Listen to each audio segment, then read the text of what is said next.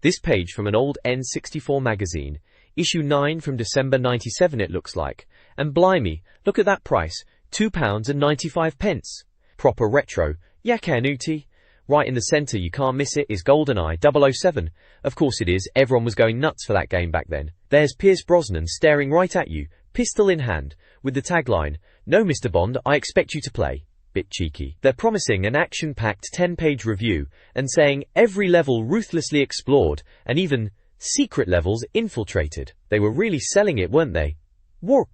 Up in the corner there's Diddy Kong Racing, played to bits it says. Another big game at the time, and it points you to page 6 for more. Then you've got Lilac Wars mentioned with a little picture of Fox McCloud, talking about big hits and guiding.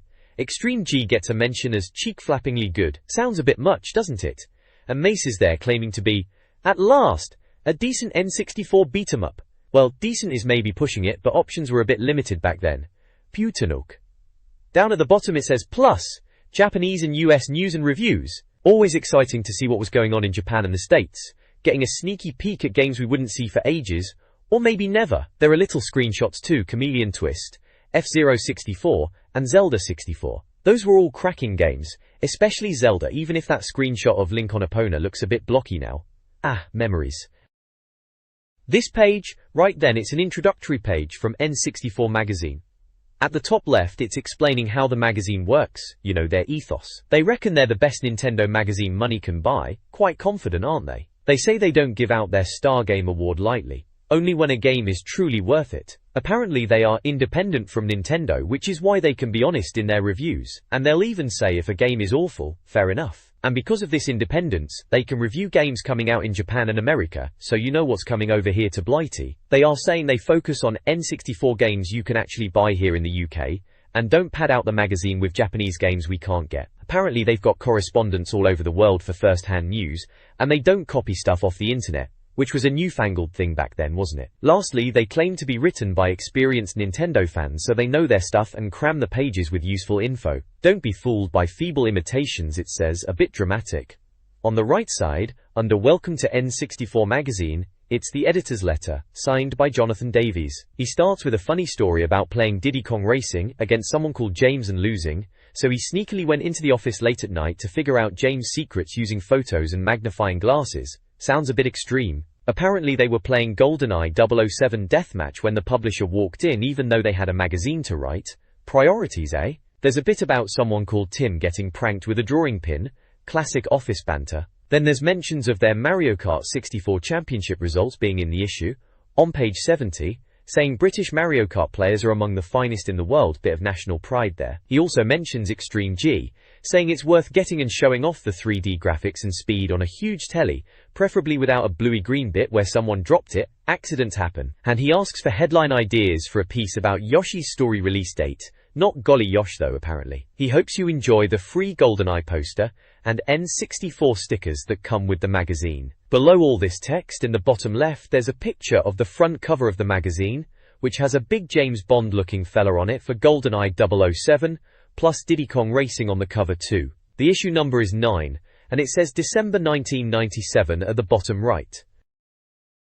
This page is the contents page for issue 9 of the N64 Mag, dated December 1997, so just in time for Christmas then. Right on the cover we've got GoldenEye 007, naturally. They're saying if you're only going to buy one game for your N64, make it this one. Quite the bold statement. Below that is Extreme G, looks like a futuristic racer, saying it makes Mario Kart 64 look tame, which is fighting talk. Next is Dark Rift, a 3D beat-em-up they're saying is like War Gods, and asking if that's enough to sell it. Then there's Import Arena, which is starting on page 56, covering Japanese and American games. Following that it's Mace the Dark Ages, another fighter, Midway trying to impress apparently. And lastly, Clay Fighter 63 1/3, they don't sound too impressed with that one even though it's got 3D backgrounds. So, a good mix of reviews and previews in this issue then, covering all bases from shooters to racers to fighters.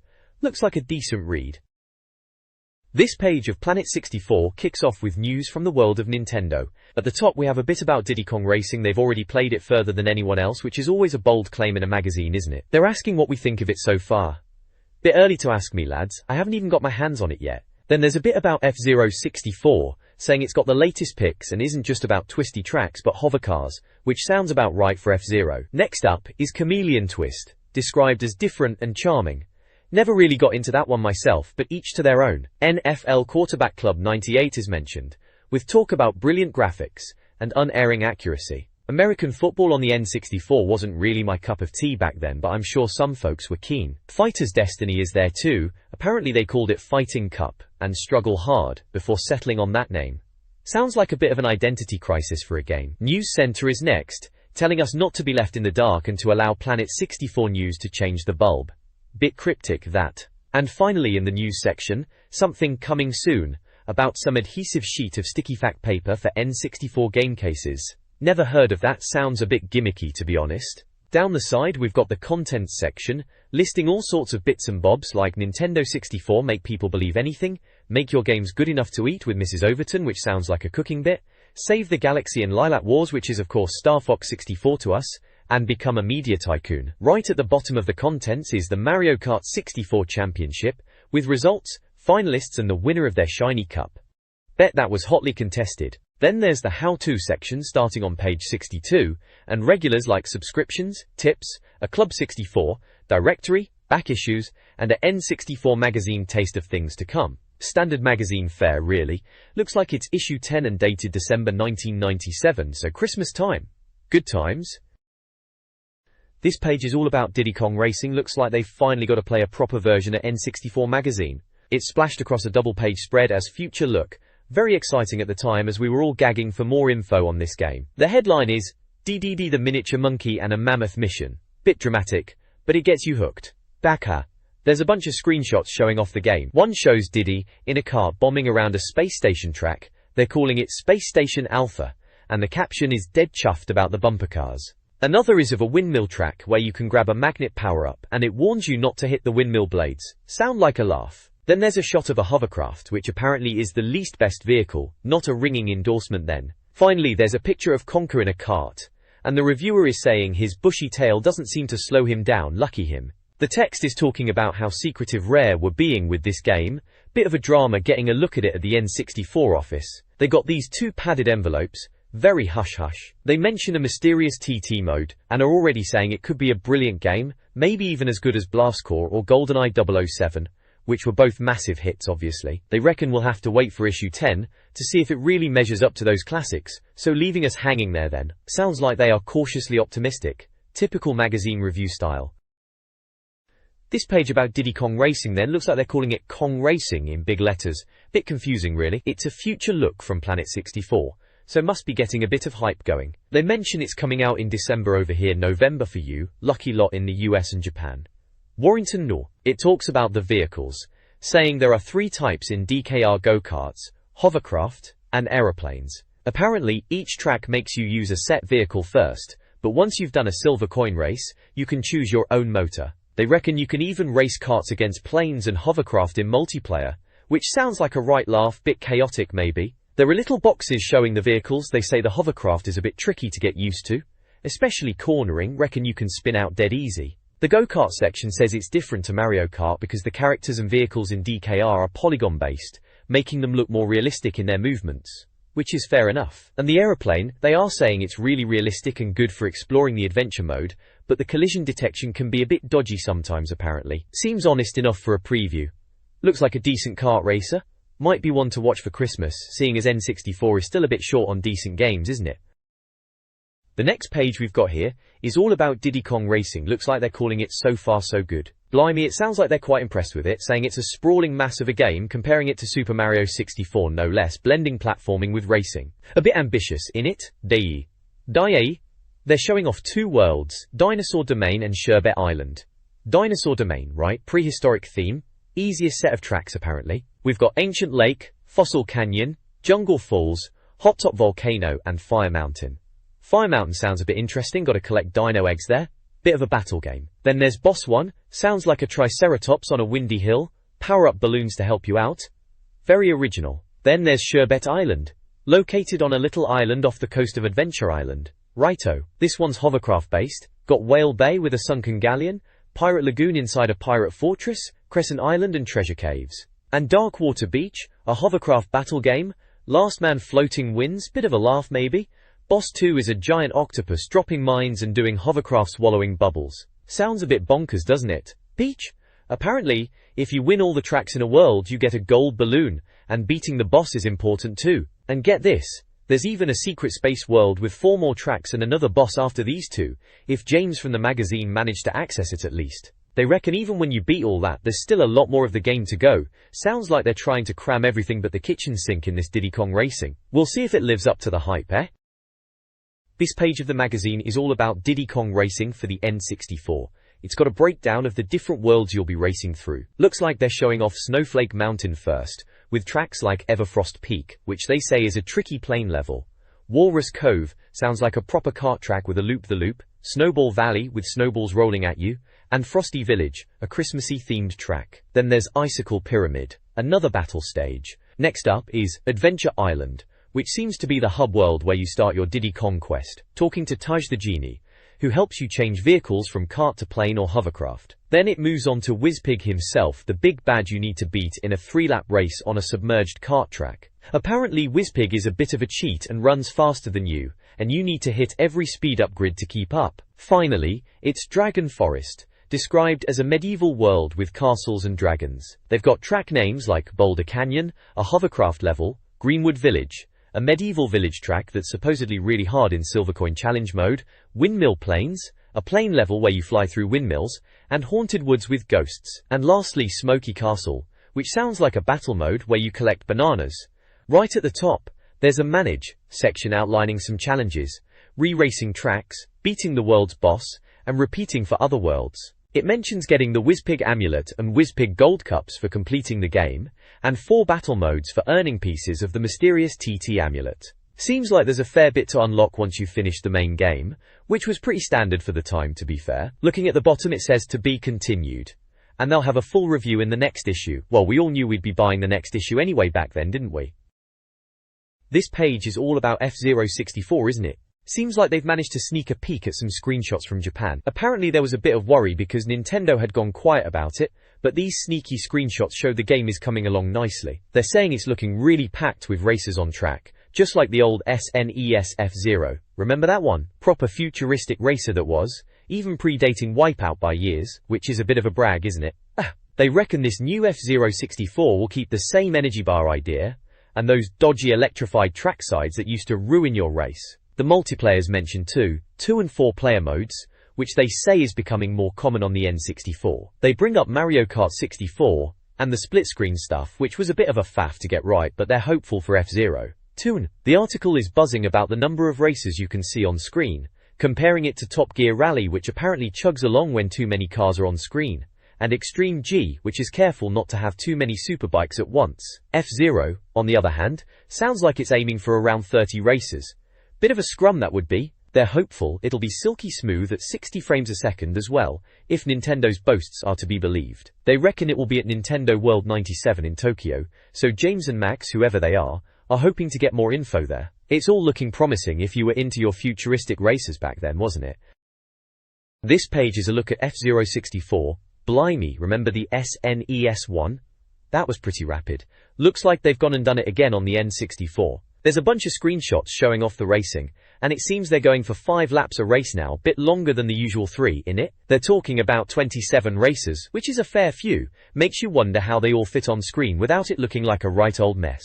They're wondering if the CPU races will be any good, not just a bunch of chumps you can easily overtake. Hopefully they'll put up a decent challenge. The reviewer reckons there are loads of drivers, more than an F1 race they say. Murray Walker would have a field day with that, wouldn't he? One of the courses looks a bit loop-de-loop, apparently it doubles back on itself, sounds a bit twisty, and they're teasing a 4-player mode. That could be a laugh with your mates. Seems like it's still a bit early days, release dates are still to be announced for both Japan and the UK, typical. But yeah, F-064, looks like it could be a decent racer, might be worth keeping an eye on when it finally comes out. This page, right then, it's a look at Chameleon Twist, blimey. Talk about a title that sounds a bit bonkers, doesn't it? Ocean, eh? Remember Ocean? They churned out some crackers back in the day, and some real stinkers too if I'm honest. Looks like this one's a 3D platformer, and the big gimmick is your chameleon's tongue. Apparently you'll be tonguing yourself around the levels, swinging between platforms and the like. They even compare the rotating log thingy to gladiators, which is a bit of a stretch, but alright. They're showing off some of the tongue moves you can do, like stick, which is just poking your tongue out, waggle to steer it around corners, eat to grab power-ups and baddies, pull to drag stuff around. Then there's circle for spinning around, balance, which uses your tongue to balance, and a vault move, like pole vaulting with your tongue, I suppose. Sounds a bit fiddly, but could be interesting. Gorinte. Graphically, well, it's N64, isn't it? They mention the baddies are sprites, not proper polygons, which is probably a bit of a cost-saving measure. Don't know if that's a good thing or not, we'll have to see how it plays. Overall, it's a bit of a weird one, chameleon twist. Could be a laugh, could be a load of old rubbish. Time will tell, eh? This page in Planet 64 is having a look at Chameleon Twist. It seems like quite a weird game, and to be honest, when I first glanced at it, I wasn't too sure what to make of it. Apparently it's Ocean who are publishing it here in the UK, just in time for Christmas, so that's a good sign. They usually put out some decent stuff. Haha. The reviewer reckons it's a bit of a strange one, and they had to get used to the controls. It's a 3D adventure game where you play as a chameleon, and instead of just running and jumping like Mario, you use your tongue to grab onto things and swing around, which does sound a bit different, I'll give it that. They even compare it to Bionic Commando, which is a bit of a deep cut. They say it's unique unless you've played that. Looks like there are two main modes, survival and time trial, each with 4 different arenas. They've got some screenshots showing the gameplay. You're grabbing plates and chucking them at your mates or using your tongue to slingshot yourself about. One of the arenas is even surrounded by fire, looks a bit hectic. The game is broken down into 6 worlds, and it sounds like you have to start with Jungle Land first, which is your typical forest level, I suppose. Then you get to choose between Bombland and Antland. Bombland is full of blocks to blow up, and Antland is ruled by ants, naturally. Doesn't sound groundbreaking graphics-wise according to the mag, but the multiplayer mode might be a laugh. They've also got this bit at the bottom called the explanation, which goes into the story. Apparently you start as a normal chameleon, then you see a white rabbit with a watch who jumps down a hole, a bit Alice in Wonderlandish. In it, the chameleon follows it and ends up turning into this humanoid character. Japanese games, eh? Where do they get their ideas from? They're promising a full review in the next issue, so we'll see if it's any good then. This page from Planet N64, back in '97 it must have been, is giving us a future look at Iguana's NFL Quarterback Club 98. Right on the cover it says, "Stonking new American football game." A bit much, but you know how they got. Juji. So it's a first playtest, and they're pitching it against Madden 64 as you'd expect. They're saying the graphics are superb 3D, and maybe something a bit special. We were easily impressed back then, weren't we? They've got screenshots showing the game in action, American football players running about on the pitch. Looks alright for the time, I suppose. Blocky polygons and all, but that was the N64, wasn't it? Ruscore. The review talks about how Madden was already established, but this quarterback club is trying to rival it. They mention Iguana are the guys behind Turok, so they know their stuff, apparently. They reckon Quarterback Club is going for a slightly different approach to Madden, and it's got on-screen help, which is good for us Brits who aren't always clued up on all the American football rules and jargon like first down and 9-yard gain. Apparently, if you're clueless, the game will hold your hand a bit more, showing you what buttons to press. There's a little bit of a grumble about the game being a bit stop-start, and a joke about it being like rugby. Sniped, whoever he is, seems to be having a bit of a moan. Then there's a box with game text in it about a 63-yard punt return, which is supposed to be exciting, I guess. Overall, they're cautiously optimistic, saying it's got potential to rival Madden. They're asking if they should review it, which of course, they probably did in the next issue. It's all part of the hype machine, isn't it? Getting us all excited for Christmas. Good times, good times. This page features a look at NFL Quarterback Club 98 on the N64. It seems to be a preview, with the heading Future Look. They've got a big shot title box, and are clearly quite impressed with the graphics, saying it's what American football is all about, and showcasing screenshots to prove it. They highlight how smooth the player animations are, even calling them ultra smooth, and point out the detail, especially for a game on a cartridge. Marv Albert's commentary is also mentioned as a big plus, saying the quality is fantastic even though it's packed into a sandwich-sized cart. Bit of a dig at cartridges there, I suppose. There's a comparison to Madden 64, and they reckon Quarterback Club is positively wiping the floor with it in terms of looks. Strong words. You could even create your own team from scratch, which was quite a feature back then, being able to rename players, change their stats, positions, and even design your team's stadium. Fancy. They're teasing a future bruising head-to-head comparison between this game and Madden in the next issue, which was always good for a bit of drama back then. The screenshots show some in-game action, a replay system, and even an injury screen, where someone called Mike Jones from the Rams has been injured, looked over by the team doctor. They joke about needing a brave doctor to argue with all that padding on the players. Another screenshot shows a touchdown with text overlay, and even a PAT good field goal attempt. It all sounds pretty positive, like they are leaning towards this being the American football game to get on the N64 at the time. It's set for release in November in both the US and the UK, according to the little box with the flag, and it's from Acclaim. December 1997 issue of N64 Magazine. This is from. To be continued at the bottom, so clearly more to come next month. This page is all about Fighter's Destiny, which was getting a bit of buzz back then. Seems Imagineer and Ocean were pushing it for the N64. It's promising a slightly different take on the fighting game, not your usual beat 'em up, more about points than just battering someone till they drop, which is a bit novel I suppose. They've got screenshots showing off a few of the characters, like Mailing and Kaze going at it, and another one with Abdul and Ryuji. Looks like a fairly standard 3D fighter of the time, you know, polygons and all that. They're banging on about how the leg hits connect solidly with chins and ears, which, yeah, alright, good for them. They're explaining the point system, 7 points to win, and you get points for knockdowns, throws, ring-outs and counters. Apparently if you pull off a special move, you get a whopping 4 points, and they're even comparing it to a Mortal Kombat fatality. Bit strong maybe? Seems like you can also just drain their energy completely and then chuck them for 3 points, which sounds like a more drawn-out way to do it. And me. Anyway, Fighter's Destiny was penciled in for November in Japan, and December here in the UK. Might be one to watch for a different kind of scrap, or might just be another fighter in a crowded market, we'll see. This page in the magazine is having a gander at Fighter's Destiny. Looks like it might be one to watch, eh? They're calling it a future look, so it's a preview I reckon. Right at the top it's got the select your player screen, 10 characters in total, all ready to go from the start for a punch up with your mate. They've got a bit about meeting the family and showing off all the fighters. There's Ryuji, who is Japanese, Tomahawk from the USA, Abdul, who is Mongolian, Mailing from China, Kaze, another Japanese one, Valerie, who's German, Pierre from France, Bob from Brazil, Leon from Spain, and Evoken, who's Swiss. Bit of a mix then. They each have a little tagline, like Mailing always wins at the moment, or Pierre is a clown basically. Then there are a few screenshots dotted around, showing the game in action with health bars and scores and whatnot. The reviewer is saying the backgrounds are kept simple, fair enough, it's the fighting that matters in it. Apparently, it used to be called Struggle Hard way back when and was a bit basic. But they're saying it's much better now, with detailed characters and smooth moves. They mention it's got a weird point system to win about. First to 7 points, you get points for ring-outs, picking up opponents, beating them proper, and doing special moves. Sounds a bit different from your Street Fighter or Tekken, doesn't it? 2 attack buttons only, which might sound a bit basic, but they say each character has loads of moves still. They reckon it's dead easy to play, finished it in 10 minutes on normal. Blimey. They seem to think it's alright though, saying it's got a convincing feel, and could be the best beat 'em up on the N64 so far.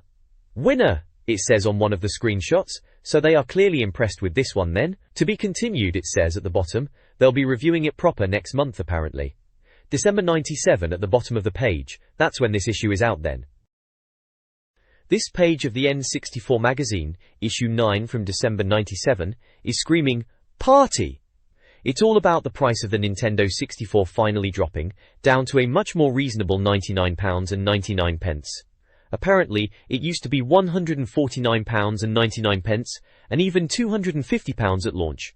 Madness, that price back then. The headline is, now the N64 isn't just the most powerful games console you can buy, but one of the most affordable too. Bit of a mouthful, but you get the idea. It's now a bit cheaper, so everyone's happy. There's a big picture of the console with the new price plastered on it, right next to a chunk of text explaining how this price cut is brilliant news. They mention that games will be cheaper too, like Super Mario 64, and Mario Kart 64 will be the same price as other games, which makes sense. They also name drop some crackers you could pick up like GoldenEye 007, Diddy Kong Racing, Bomberman 64, even F1. Good lineup to be fair, proper top tier N64 games at the time. To do. Down the side, there's all the magazine staff listed. Jonathan Davies is the editor.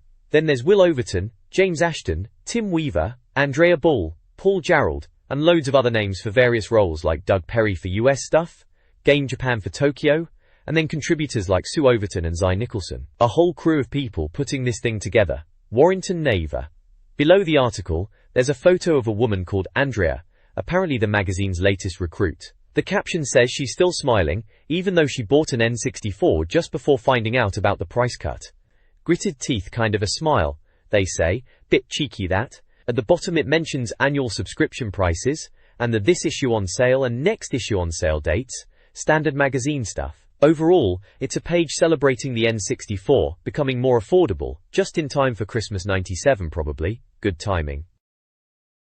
The next page is all about console prices dropping. It's like they're shouting it from the rooftops with, like it's £99.99 in massive letters. It's talking about this price war, remember that? Sony, Nintendo and Sega all slugging it out in the 16-bit days. And by this point in '97, it was still going strong. They mention how Nintendo launched the N64 at £249, which was a bit steep, wasn't it? And then Sony, cheeky buggers, dropped the PlayStation price to £129, forcing Nintendo to react. There's a graph showing how prices have changed over time for PC, Saturn, PlayStation and the N64, making it pretty clear how much cheaper consoles were getting. Before all this, they have these little snippets, one about someone's plant in a pot noodle pot, which is a bit random, and another about Fox Data doing colourful N64 controllers, proper jazzy ones in purple forest and chrome leopard. Each to their own, I suppose. Then there's a weird little box about the N64 price cut news happening on the same day as the Hong Kong stock market crashed. Bit dramatic connecting video game prices to global finance, isn't it? This is all from December 1997 according to the bottom, so definitely Christmas time console wars were heating up. This page then, let's have a look. Right at the top they're teasing the Nintendo Space World show. Blimey, Tokyo sounds a world away, doesn't it? Apparently there's going to be a Pikachu Pocket Monsters game, that's the yellow mouse thing everyone's mad about, and Wave Race 64 from Miyamoto. Sounds alright. Oh, and James is going to report on it in the next issue, lucky him. Off to Japan. Then it's about this Interact Pulsar light gun with auto reload. Sounds a bit like cheating if you ask me, but apparently it's coming to the N64 after being on the PlayStation. Wonder what that's all about. Compatible games, eh? Intriguing. Blimey, free stuff. I spy poster and stickers. You can't say fairer than that, can you? And next issue, there's going to be a Diddy Kong Racing review with even more free stuff. Out on Friday the 5th of December. They reckon you should camp outside the newsagents. Bit keen maybe. Oh, and a bit of a downer, they're reporting that the inventor of the Game Boy has died in a car crash.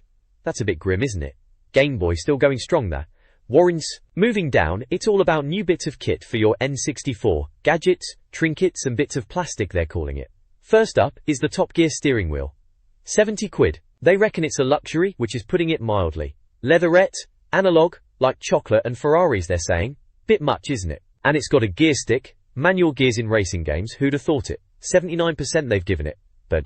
Next, the SuperPad 64. 20 quid, that's more like it. They're saying they like these SuperPads. Better than Nintendo's original design. 2 prongs on the back, whatever that means. Good for beat-em-ups like Dark Rift. Apparently the C buttons are in a better place. 89%, not bad for a budget pad. And lastly, a competition to win one of those 55 inches 1 keyring games. Tetris, Pole Position, Galaxians and Snake. All the classics on a tiny screen. 10 of your English pounds if you want to buy one. Or you can try and win one by sending a postcard to N64 Magazine by December 31st, 1997. First 20 they pull out of the hat wins one. Sounds alright if you like a bit of a retro handheld game. The next page takes us back to the past with Retro World. It's all about retro gaming bits and bobs, starting with a piece on those Tomitronic 3D handhelds. Remember those? They reckon they were quite popular in the late 80s, thanks to some exciting TV ads, and were 3D if you squinted at them in the right way, a bit like binoculars apparently. They were trying to push this virtual reality idea, even back then it seems. The first lot of games were shoot-'em-ups, a bit like Space Invaders they reckon, and then there was Shark Attack which was the same but with sharks. The most popular one though was Thundering Turbos, a driving game where you tried to beat your last lap time. Graphics were pretty basic but for the time they were supposed to be good. Warring to you. Then there's a bit about a Super Mario 3 watch.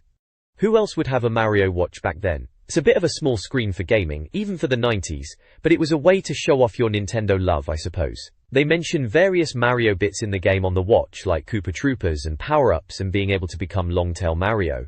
Moving on, they mention Snake's Revenge on the NES. Apparently this Konami game puts you in the role of Solid Snake before Metal Gear Solid on PlayStation, even where you're a one-man army saving the world from some crazed dictator. Sounds a bit like Rambo Goes 8-bit. Printin'. Finally, there's a bit about Mario's cement factory on the Game & Watch. They say it's a bit strange that Mario would own a cement factory. It's a 1983 game where you're filling up trucks with cement and trying not to let the vats overflow. Sounds riveting stuff. They say timing and skill is what you need. So, a quick dip into the retro world, covering some handhelds and early Nintendo stuff. Good to see they're not forgetting the old stuff amongst all the N64 hype. This page, right then, it's all about GoldenEye 007 for the N64, isn't it? Big deal at the time, this was. You've got your Bond and Xenia on a top looking moody, and that classic GoldenEye logo with the gun. They're really pushing the "you are Bond" angle, saying you direct the action shot by shot and all that. Bit dramatic, but it was Bond after all. They're banging on about the detail in the game, loads of ways to do people in, 20 missions, gadgets, even a deathmatch mode where you can apparently take on more enemies than Moneypenny could shake a stick at. Cheeky. And there's this rumble pack thingy they keep mentioning, makes the controller vibrate apparently, for extra realism.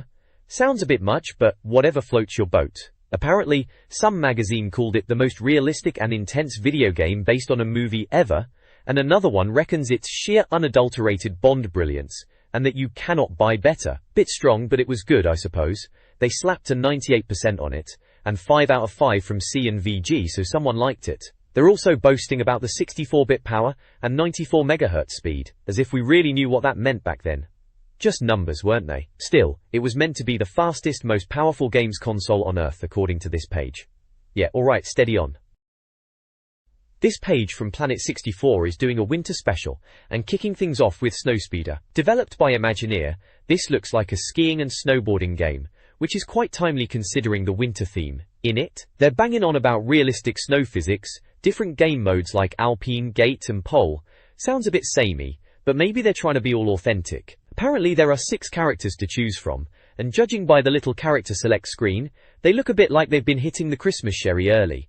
They mention a load of other games coming this month too, a right mixed bag, Nagano Winter Olympics 98, obviously cashing in on the Winter Games, then Snowboard Kids and Twisted Edge Snowboarding. Seems like the N64 is becoming a bit of a snow sports machine, eh? NHL Breakaway for the ice hockey fans, Wayne Gretzky's 3D Hockey 98 for the proper hockey lot, then something completely different with Yoshi's Story, Reverend Limit Tornado, Legend of Zelda, Fushigi no Dungeon 64, Denryu Iraboy, and Aero Fighters Assault. Blimey, that's a fair few games to look forward to. One of the screenshots is of the Snowspeeder gameplay itself. Looks alright for the time. Blocky polygons and all that, you know how it was back then. The reviewer makes a crack about subliminal advertising and not wanting too much mist in the game. Cheeky sods. All in all, seems like a decent winter games lineup for the N64, something to keep you indoors when it's freezing outside anyway. This page of Planet 64 previews is all about winter sports games, as you can probably tell. We're looking at Nagano Winter Olympics 98 from Konami, which was coming out for the N64. They've got a few screenshots showing off the bobsleigh, speed skating, and even curling, which they were making a bit of a fuss about being a weird event. The reviewer seems to think the graphics are looking better than previous builds, and you could almost play through the whole Olympics already, even though it's not quite finished. They're joking about the scariest event being the ski jump, and how bobsleigh and luge in real life would be insane. Quite right too. Worried. Then there's Snowbow Kids, which they reckon is like snowboarding Mario Kart. Or maybe Diddy Kong Racing, which isn't exactly a compliment, is it? They describe the characters as super deformed, and it sounds like a cartoonish racer rather than anything serious. The screenshots seem to back that up with bright colors and silly looking characters on snowboards. Next up is Twisted Edge Snowboarding, from Boss Games, the Top Gear rally lot. Apparently it's still early days, but they mention stunt/race stuff and courses with varying steepness and obstacles. Sounds like they were trying to go for something a bit more than just straight racing. Lastly, there's NHL Breakaway Wayne Gretzky's 3D Hockey 98, and they're saying Acclaim are trying to fix the problems from the last one, making it less like a frantic button basher. They're talking about more realistic defending and less whizzing up and down the ice. The screenshots show some in-game action, looks pretty standard for hockey games at the time. They reckon it's still early days to judge if it's a big improvement, typical preview talk really. So, a decent look at some winter sports games we were supposed to be looking forward to, coming soon to the N64. This page is an advert, a full-page spread for Lilat Wars on the Nintendo 64. It's all very dramatic, you know, space explosions and lasers firing everywhere. They've gone for the big sell, haven't they? Starring Fox McCloud, Slippy, Peppy and Falco, like they're Hollywood actors or something. Bit much, really. for a game about a cartoon fox in space. Still, Lilac Wars, or Star Fox 64 as our American cousins call it, was a big deal back then. It was proper 3D, you know, after the SNES Starwing, which was impressive for its time, mind you, but this was next level. It's got all the usual specs at the bottom there, 64-bit power, 94 MHz speed, bragging about the N64 being the fastest, most powerful games console on Earth. They always say that, don't they? Rumble pack in pack, 2. Ooh, the excitement of controller vibrations, groundbreaking stuff in '97. They're pushing the adventure angle, with Feel the Adventure with Nintendo splashed across the page, and apparently it's got over 600 soundbites of real dialogue. Real dialogue? Right. Do a barrel roll. I can practically hear Peppy Hare shouting it now. Still, cheesy as it might sound now, back then, it was all pretty amazing. It did feel like a step up in gaming, even if the polygon graphics are a bit blocky by today's standards. Good times though, good times. The next page here, alright then, it's all about Yoshi's story, or Golly Yoshi, as they've gone with for the headline. Bit much in it? Looks like they finally got a proper release date for it, December 12th in Japan. December? Blimey, that's practically Christmas. Borky. The bloke writing this article seems a bit miffed that Nintendo just sent pictures and no real info. Typical Nintendo, keeping it all hush-hush. He's going on about these new screenshots being pretty though, and how it's got that stitched, crafty look like the original Yoshi's Island on the SNES. Can't argue with that, it does look rather charming. One of the captions mentions a pop-up book vibe for a mission, which sounds a bit different, doesn't it? There's a bit about Yoshi's house being too dark in one of the pictures, and wondering if Yoshi will even get out. Bit dramatic. Another screenshot shows a load of those red Shy Guys Ray, they're calling them, apparently looking like they are about to cause some bother. And another one shows a pink Yoshi, who apparently has a bit of a leap on the regular green one. Right then, Bantillery. It's just a preview page really, getting us excited for Yoshi's story coming out soon. Hopefully it'll be a good, and Yoshi's Island was brilliant, so fingers crossed this one lives up to it. This page then, we've got a couple of previews kicking off, typical stuff really. First up is Rev Limit, looks like a racing game from Seta. They're showing off some screenshots, looks alright I suppose, bit like your Ridge Racer type of thing, but maybe not quite as slick. Apparently Nintendo Japan aren't too chuffed with it, which isn't a great sign, is it? They've had to push the release back to December for a bit of polish. There's a top ranking table thingy showing some lap times, and driver names is Shono, Nago, Konani, Kajiwara, and so on, the usual Japanese names. They reckon there's a beach track which sounds a bit different for a racer, could be a laugh. Lancer. Then underneath that, there's Tornado. Now this is interesting, apparently this was supposed to be Turrican 64. Factor 5 were originally on it, but it sounds like there's been some kerfuffle with Soft Gold and the rights and all that. So, new name, Tornado. They're saying it'll still have weapons and wind and all sorts, and a grappling beam like in Castlevania, which is a bit of a weird comparison for Turrican, isn't it? They've got some early sketches of characters, look a bit dinosaur-y, and some cars. They're hoping it's not going to be as rubbish as Rebel Assault 2, which is a bit of a dig. That was a stinker on the consoles, wasn't it? Looks like they're keeping things close to their chest on this one. The next page in this N64 mag, looking back, it's all about RPGs in it. First up they've got Fushigi no Dungeon 64, which, for us Brits who might be a bit confused by the name, they're saying is basically like a Japanese RPG set in a randomly generated dungeon. Apparently it's from Chunsoft and part of their Mysterious Dungeon series. They say it started off as a Dragon Quest spin-off with that Torneko game, remember that one? They reckon this N64 one will be cartridge, but there might be a 64DD version too, and maybe we'd hear more at Nintendo Space World. Then there's Legend of Zelda 64. Of course everyone was buzzing about this at the time. The big news here is that Link's a kid, young Link they're calling him. Apparently it's all tied into time travel and the Tower of Time, and he's off looking for Ganon, as usual. They're saying being young Link isn't just a cosmetic thing, he's got different weapons compared to grown-up Link. And get this, there's talk of naming your horse thanks to something called the Writing Stone. Fancy that, naming Link's nag. Sounds like more Zelda info next month then. This page in N64 Magazine, right then, let's have a look. First up we have Hectic Electric, about this Japanese game, Denryu Ira Irabu, or Electric Current Frustration Stick as they've translated it. Seems to be based on some teleshow over in Japan, and it's about navigating a course with electric shocks. They say it's like a big arcade game, and coming to the N64 in December. Looks a bit basic to be honest, like one of those fairground games, but with added voltage. They are not exactly raving about the graphics, are they? Then there's the ear to the ground section, which is always good for rumors. Capcom are apparently making a puzzle game for the N64, get this, with Tetris and Mickey Mouse. Bit of a strange combo if you ask me, Tetris and Disney. Sounds a bit kiddie for my liking, but who knows. Castlevania 64 is still being talked about, apparently it's been delayed again, not surprised, and they've added more Belmont relatives, some woman called Carrion Fighter Bloke Caller, and another one Schneider, alongside old Simon Belmont. Sounds like they're throwing in everyone but the kitchen sink. Rugrats wrestling game? Good grief. And Freak Boy, this game is like the boy who cried wolf. Confirmed, cancelled, confirmed again. They reckon Virgin are clueless about it themselves, makes you wonder what's going on. Lastly, there is Prepared for Takeoff, on Aero Fighter's Assault. This is a shooter, like Afterburner, apparently 7 levels and some extra missions. They seem a bit worried it might be a bit rubbish. Someone called Tim didn't sound too impressed after playing it at E3. 5 real-life planes to fly, apparently. Might be alright if you're into that sort of thing, but I remember Sega's Sky Target, and that was a bit naff, so I hope this is better. Overall, a mixed bag really, this page. Some interesting bits, but nothing to get overly excited about.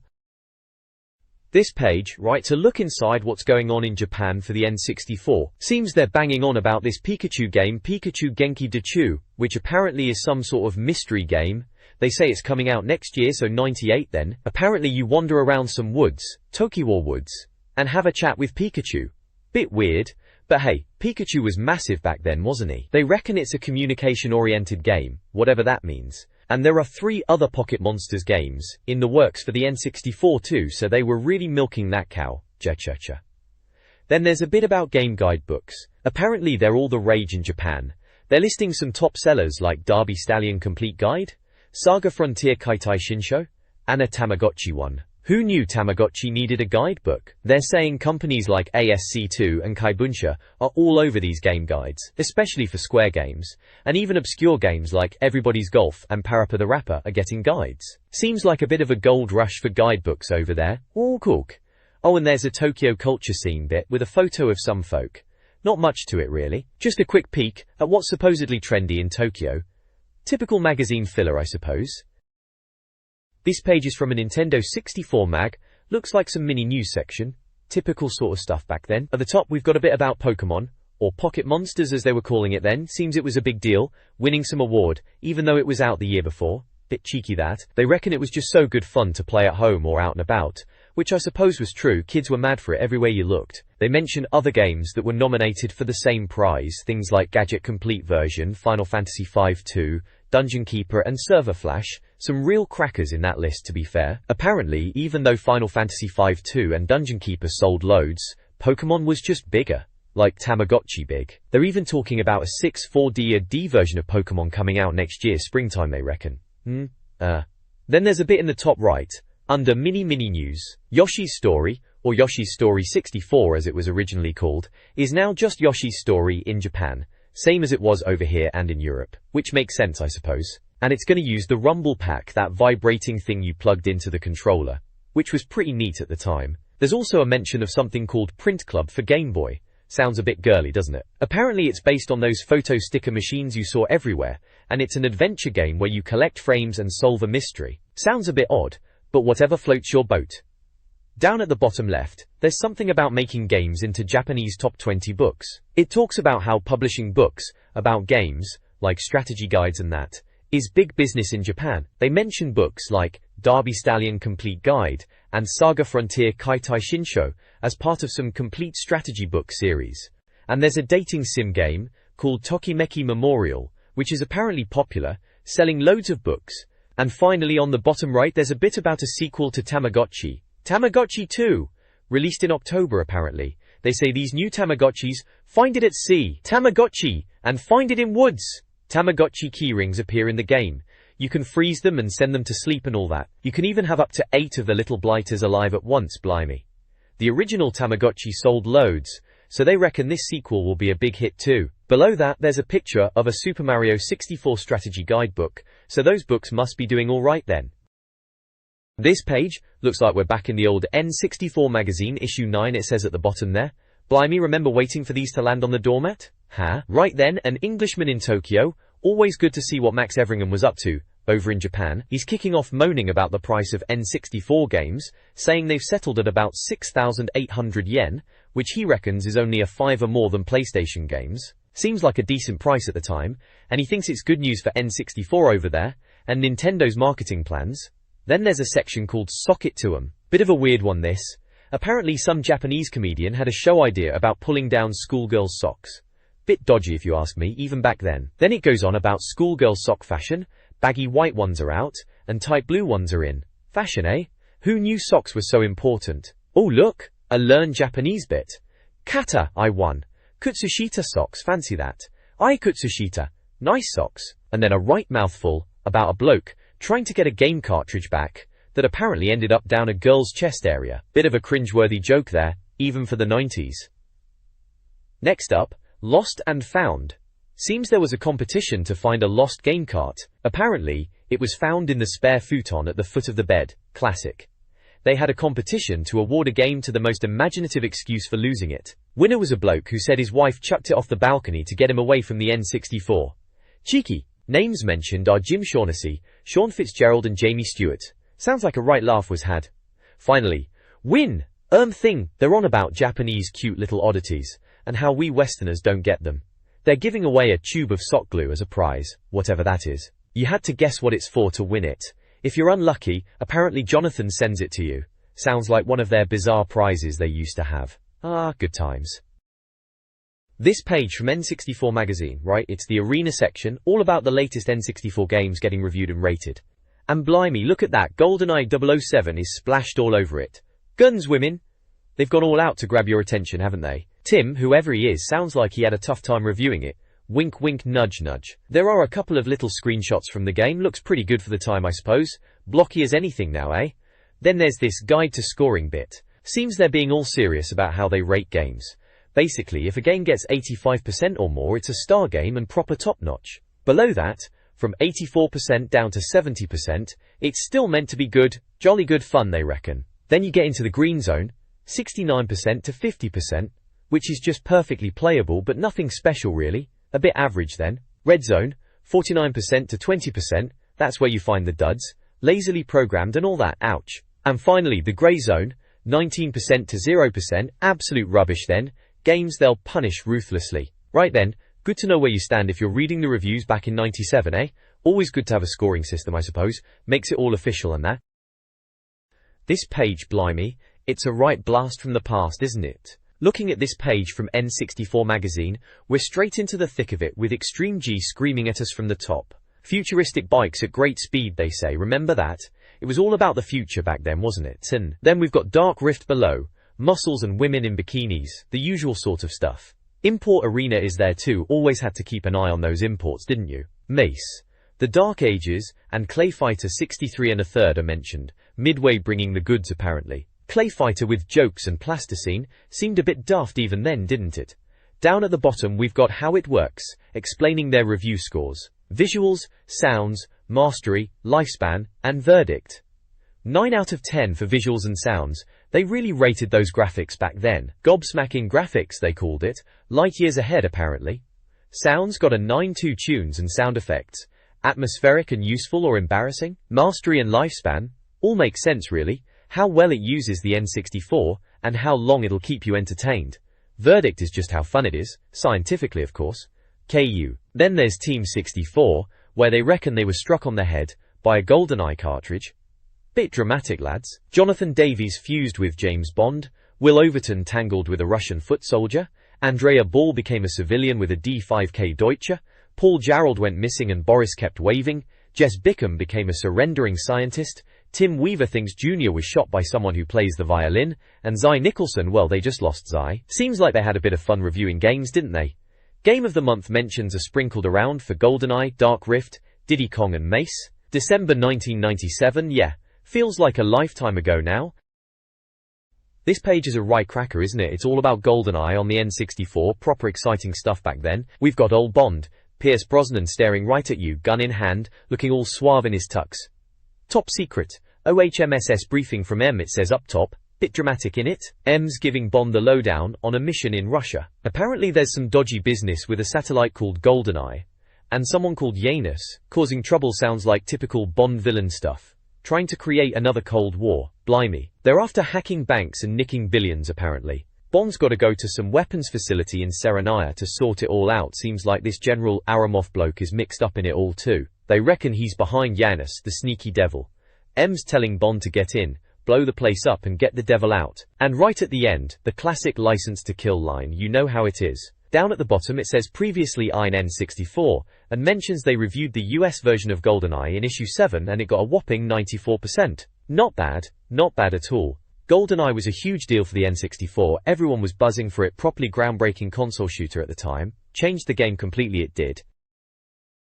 The next page is all about GoldenEye 007 for the N64, which, back in '97, was a pretty big deal, wasn't it? It's got that classified information vibe going on, with mission briefings for levels set in Russia. They're focusing on 3 levels: dam, facility, and runway. For the dam level, it's all about a bungee jump and picking off soldiers with a sniper rifle, classic Bond stuff. Facility is about sneaking around a laboratory area and dealing with scientists and tanks, and runway is about getting the ignition key and making your escape in a plane. They've even got little screenshots to give you an idea of what to expect. You know, those slightly blocky graphics we were all so impressed with back then. It mentions quickest route for each level, like they're really trying to help you out, which is nice. Down at the bottom it's got the GoldenEye 007 logo and Rare/Nintendo, reminding you who was behind this masterpiece. November 97 release date, 96 meg carts, supports Rumble Pack and Controller Pack, all for 50 quid. Blimey, games were pricey back then. It's a good look back at what everyone was playing and raving about at the time. This page from N64 Magazine looks like a right proper top secret briefing for GoldenEye 007. It's all very classified information, like we're proper spies reading this. It's giving us the intel on different level objectives and quickest routes. For levels like surface, bunker, silo and frigate. For surface level 4, you're powering down the communications dish.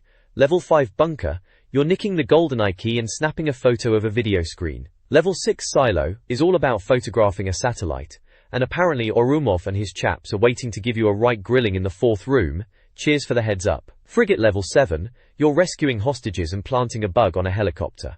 Then back to surface level 8, to break the comms link again and get into the bunker. And finally, bunker level 9, you're after a CCTV tape and have to escape with Natalia in tow. They've even put in little tips from MI6, like, for heaven's sake, 007, try to keep attention away from yourself. As if it's that easy when you're surrounded by guards with dodgy aim. And another one saying, yes, slightly unnecessary this, 007.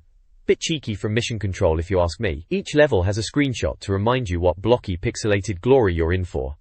GoldenEye back in '97 was a system seller for the N64, wasn't it? Everyone was obsessed with it.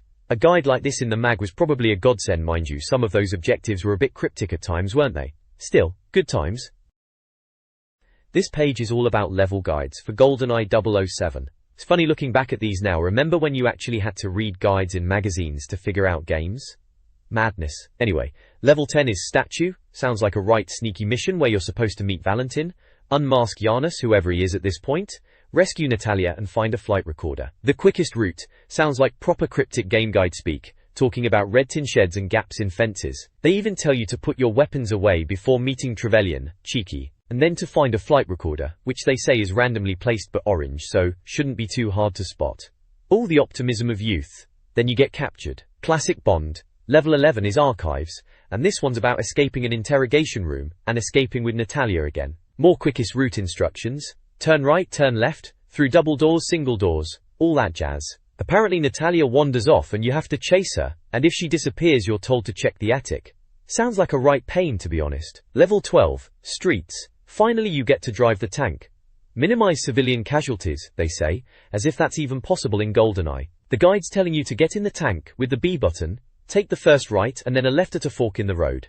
Helpful. They even point out you should deal with enemies before getting in the tank. Solid advice there, lads. Rest do. Level 13 is depot, and the objective is to locate Trevelyan's train.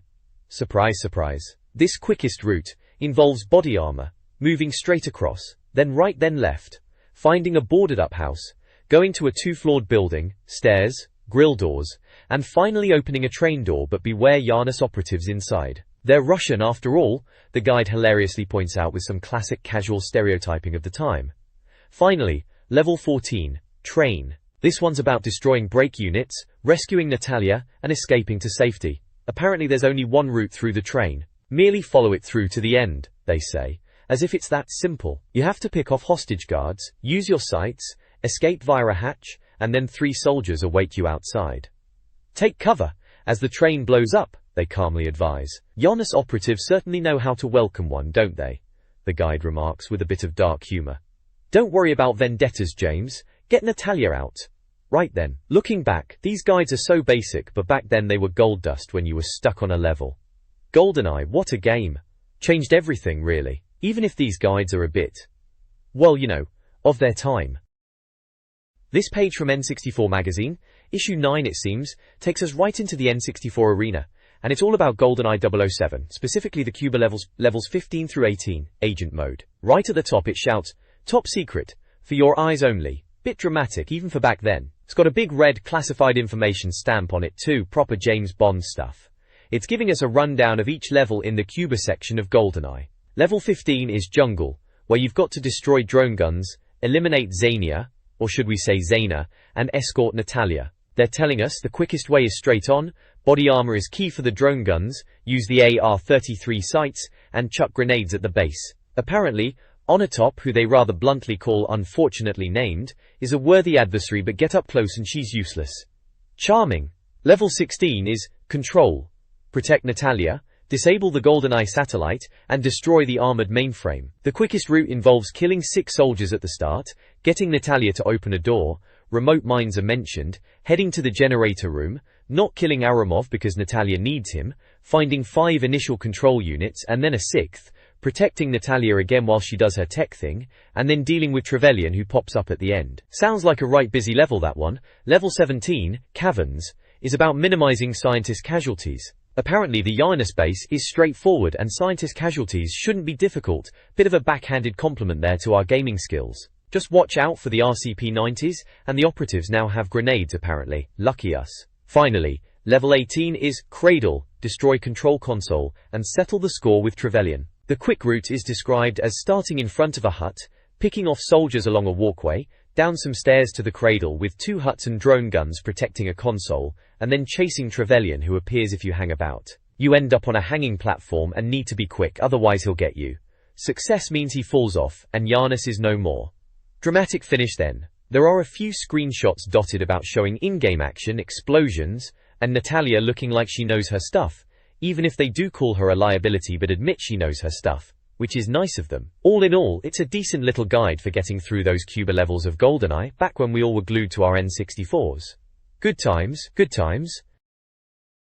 This page is a look at the weaponry in GoldenEye 007, proper classic N64 stuff this. It's got a rundown of all the guns you can get your hands on, like the Walther PPK, standard issue for Bond of course, and the KFV Soviet, bit of a clunker that one, according to the mag. Then there's the Klob, who used that thing really? The Dostovoy is in there, noisy but solid they reckon. They've got the DSK Deutsche, ZMG 9mm, Phantom Melee, and automatic shotgun too. Rollway. Going down the page, they're showing off the AR-33, RCP-90, Moonraker laser, and the legendary Golden Gun. Each weapon gets a little blurb about its details, performance, and mag size, with a star rating out of 5 for overall oomph. The Moonraker laser with unlimited ammo sounds like a right laugh, and of course the Golden Gun, one-shot kills in it. We all wanted to get our hands on that in multiplayer. Beneath the guns, there's a bit on additional arsenal, mentioning knives, grenades, and all sorts of explosive bits and bobs. Grenade launchers, rocket launchers, cylinder bombs, timed mines, remote mines, proximity mines, plastique explosive, even the stun gun. They've covered it all. Seems they're saying the explosive stuff is a bit inaccurate, and you need to be careful with it. Good advice there. Probably blew myself up more times than the bad guys back then. They even mention Q briefing you on all this, cheeky sods. Good times, GoldenEye, good times. This page talks about the extra levels you could unlock in GoldenEye 007 right at the end of the game. It's called Level and Let Die, which is a bit of a play on words from the Bond film Live and Let Die, cheeky. So they're saying after you've slogged through all 18 missions, there are still more difficulty settings to crack, plus these extra objective and secret Bond levels. Apparently, if you beat all the levels on every difficulty, including Aztec and Egyptian, you unlock this magnificent 007 mode. It lets you tweak the enemy reaction times and accuracy, which sounds alright, but they admit it's not the full and level editor people might have been hoping for. The article mentions 2 extra levels, Aztec and Egyptian. They're saying these aren't really connected to the GoldenEye story, but more like your classic Bond adventure. Level 19, Aztec, is apparently a bit Moonrakerish, set amongst some Teotihuacan ruins in Mexico. You're supposed to reprogram a shuttle, deal with security, and nick a security card off Jaws, who sounds like he's not messing about. They've got some screenshots showing the shuttle and some control room action. Level 20, Egyptian, takes you to Egypt, unsurprisingly, and you're up against Baron Samedi from Live and Let Die. They reckon he's a tricky customer, and you've got to grab the golden gun, which, as everyone knows, takes people out in one hit. Apparently, after you defeat him the first time, he comes back, then the lights go out, and you're fighting him again in the dark, which sounds a bit of a laugh, if a bit cheap. They also mention drone guns on this level, and show a picture of Baron Samedi looking a bit scary. Gunty. They finish off saying there are still more secrets to come next month in their how-to guide, covering all 3 difficulty levels. Always trying to keep you hooked, these magazines. This page is all about the 4-player mode in GoldenEye 007, called Diamonds Are Forever. Cheeky name, eh? Apparently, unlike Hexen, this multiplayer malarkey isn't just tacked on at the last minute, which is good to hear. They reckon there are 11 deathmatch arenas in GoldenEye, lifted from the single-player levels like the Bunker, Facility and Archives, as well as some new ones built specifically for multiplayer, like the Caverns and the Complex. It sounds like the further you get in the single-player game, the more levels you unlock for deathmatch, which is a decent incentive to actually finish it, I suppose. You can fiddle about with weapon sets and characters before you start a match, tailor it to your liking, which is a nice touch. They mention all the usual weapons from the single player, including the golden gun, rocket launchers, and even Moonraker lasers, which sounds a bit mental. Characters-wise, you start with just the GoldenEye characters, the usual suspects, Bond himself, Trevelyan, Natalia and Onatop, and a few others, but you can unlock more as you play through the single player. Apparently, complete the game, and you can play as blokes like Jaws, Oddjob, Baron Samedi, Mayday, and even Soviet soldiers and scientists, a right mixed bag. They point out the characters aren't just cosmetic either. Jaws is tall, so harder to hide, and Oddjob is short, so harder to shoot, but can apparently scoot around without being seen. Sounds a bit unbalanced if you ask me, but we'll see. There's a bit about control setups too, calling it control bonding. Apparently GoldenEye has 8 different control methods, some new to consoles, apparently named after Bond girls Suzuki and Goodnight being mentioned. Sounds a bit daft. They prefer Honey, which is like Doom or Turok, using the Z trigger to shoot, A to change weapons, and B for action, and the right shoulder button to aim. They say it suits the game perfectly. There are other control methods too, if you are a complete masochist and want to use 2 joypads at once. Plenty, Galore, Domino, and Goodhead, blimey. There's a few little screenshots dotted around, one saying the library level isn't much of a library, another saying the bunker is good for close-quarter scraps, and another showing Mayday with a rocket launcher with the caption Mayday, rubbish in A View to a Kill. And crap here. Charming. One about Archives being a bit small as well, and one about 006, and Xenia being sworn enemies now, whatever that means. And finally, they mention the character select screen lets you choose any Bond character to play as, and there's a picture of the rocket launcher, with a caption saying, the rocket launcher, a definitive boy/man separator. Right then. They finish off with a bit of advice about playing multiplayer on a big telly to get the full effect. Sensible enough. Seems like they are quite keen on this GoldenEye multiplayer then. We will have to see if it lives up to the hype. This page from the N64 Magazine, we're in the N64 Arena section, looks like they're talking about GoldenEye 007 mainly. There's a bit about cheats under Armed to the Nines. Seems if you complete every level on every difficulty you unlock the level editor, and an all-weapons cheat. Apparently there are some weapons you might not have seen normally, like a stun gun and cylinder bomb thrower, tucked away somewhere by those clever folks at Rare. Good luck finding those without a guide, eh? Warrington. Then there's a big chunk raving about GoldenEye, proper gushing stuff. They're saying it's definitely the best first-person shooter on the N64, possibly even the world.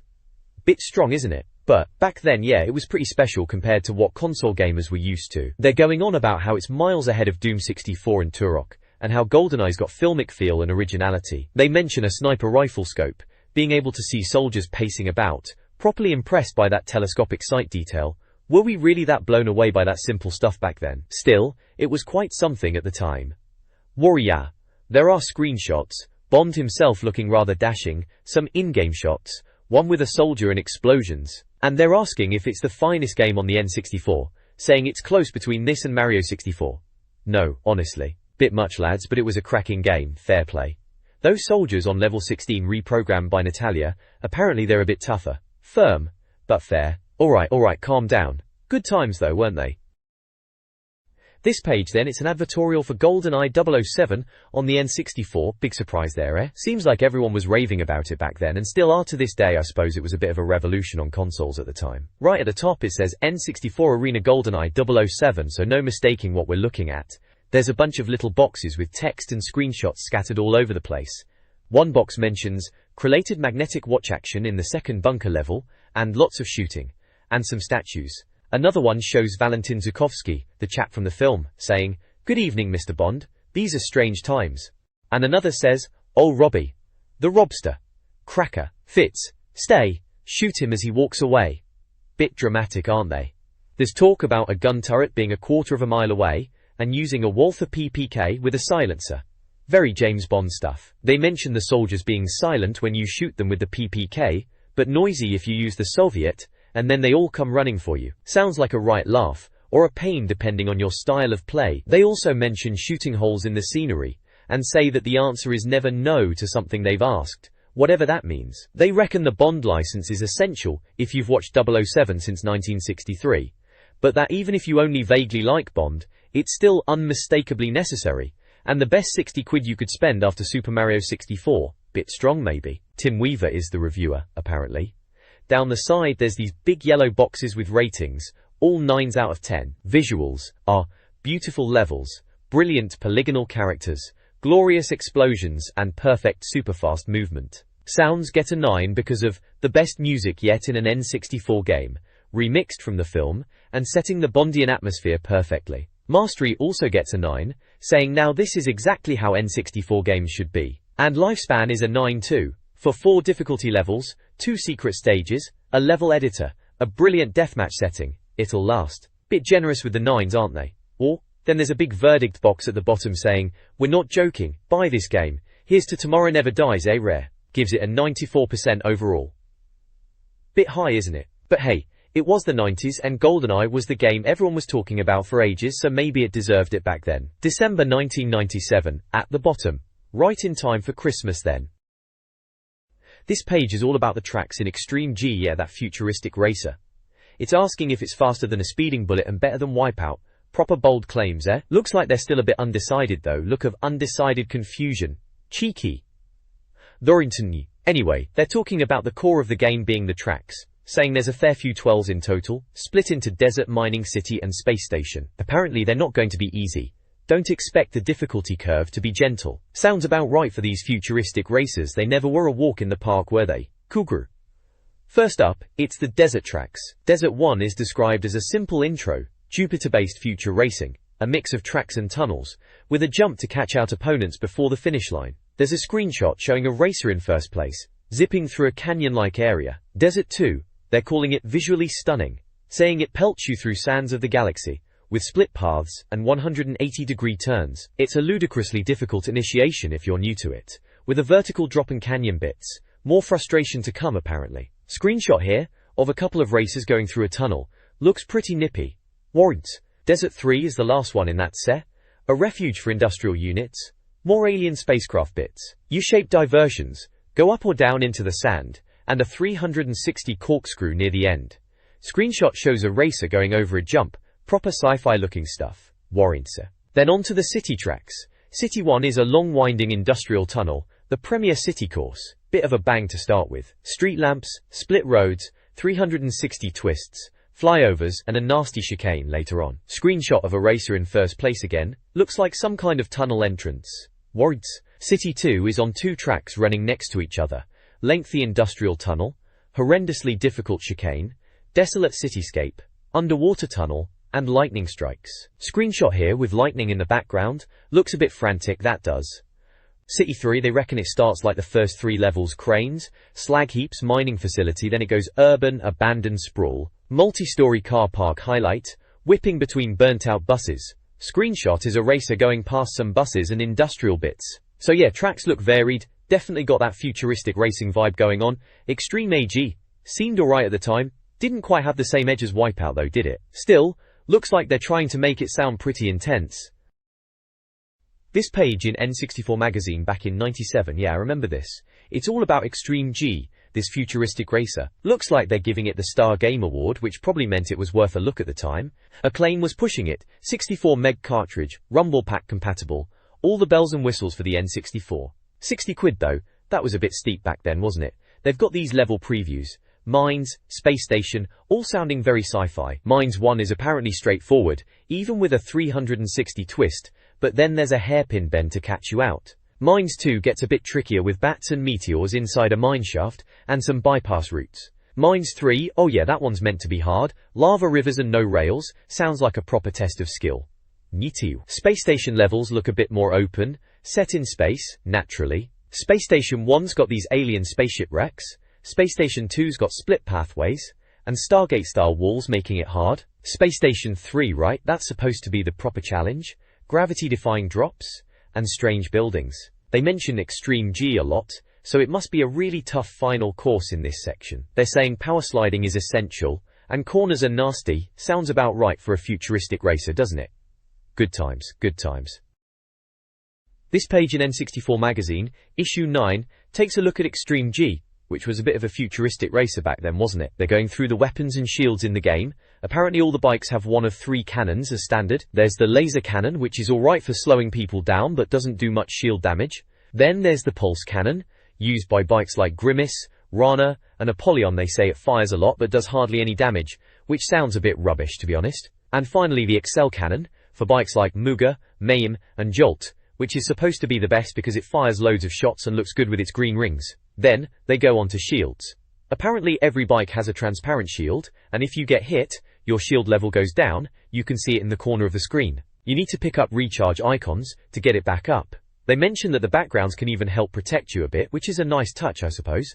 Ridded. Down the side, they've got a bit about multiplayer competitions. There's tournament mode, which is like single player but with 2 players. Then cup mode where 16 can play, but it's 1-on-1 knockouts, a bit like the FA Cup. And flag game, which sounds like capture the flag, collect flags scattered around the tracks. Puppy. Looking at the screenshots, they're showing off the tracks and the weapons in action. One picture talks about a tricky track with no rails, and lava sounds like a bit of a death trap, typical game design of the time, eh? Another one mentions collision damage and how it knocks your shields down, and another comments on the laser weapon and how it annoys the person in front. Oh, and they mention the roach bike, saying if you finish the game on easy you get it, and once you've used it you won't want to use any other bike. Sounds like they rate it highly, maybe a bit too much hype if you ask me, but we'll see. And there's a bit about weapon remnants hanging in the sky after you use them, and 3-player collisions which they say are good if you can manage it. All in all, looks like Extreme G is shaping up to be a decent futuristic racer for the N64. Nothing groundbreaking but might be a bit of fun with mates.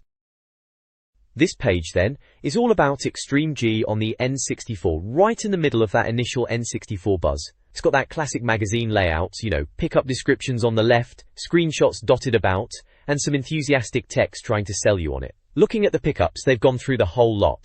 Standard missiles, shields, homing ones, needle missiles which sound nasty. Then there's invincibility, rear-firing missiles, and the slightly confusingly named invulnerability, which sounds a bit like invincibility to me. Mortar bombs, proximity mines, ion side blasts, phosphor flares. It's all the usual arcade racer stuff, but they've given them a bit of a futuristic twist. Static pulse, tractor beams, laser limpet mines, morning stars, a bit over the top really, aren't they? Flame exhausts and wally warps, whatever they are, and shield recharges to keep you going. It's quite a list, makes you wonder if you'll actually remember what half of them do in the heat of a race. The screenshots show off the split-screen multiplayer, which was always a big deal back then. You can see the tracks are pretty varied, going from desert-looking places to what looks like some kind of mad futuristic city with flying saucers apparently, on the stonking last level, according to the text. And there's even a jump into a multi-story car park. Bit bonkers, isn't it? Warrantor. The review bit reckons it's really fast, and you'll probably get lost and confused playing it, which sounds about right for a futuristic racer. But apparently if you stick with it, it's rewarding. They're comparing it to Wipeout, which is high praise indeed for the time, and also Runner and Alton Towers for some reason, bit of an odd mix. Mentioning Turok as well for mist effects, showing off the N64's graphical prowess I suppose. They seem impressed with how inventive it is and how good it looks, though they do have a little moan about the weapon range. Overall they seem to think it's a decent game, even if it might be a bit overwhelming at first. Sounds like the kind of game you'd rent for a weekend and either love or hate.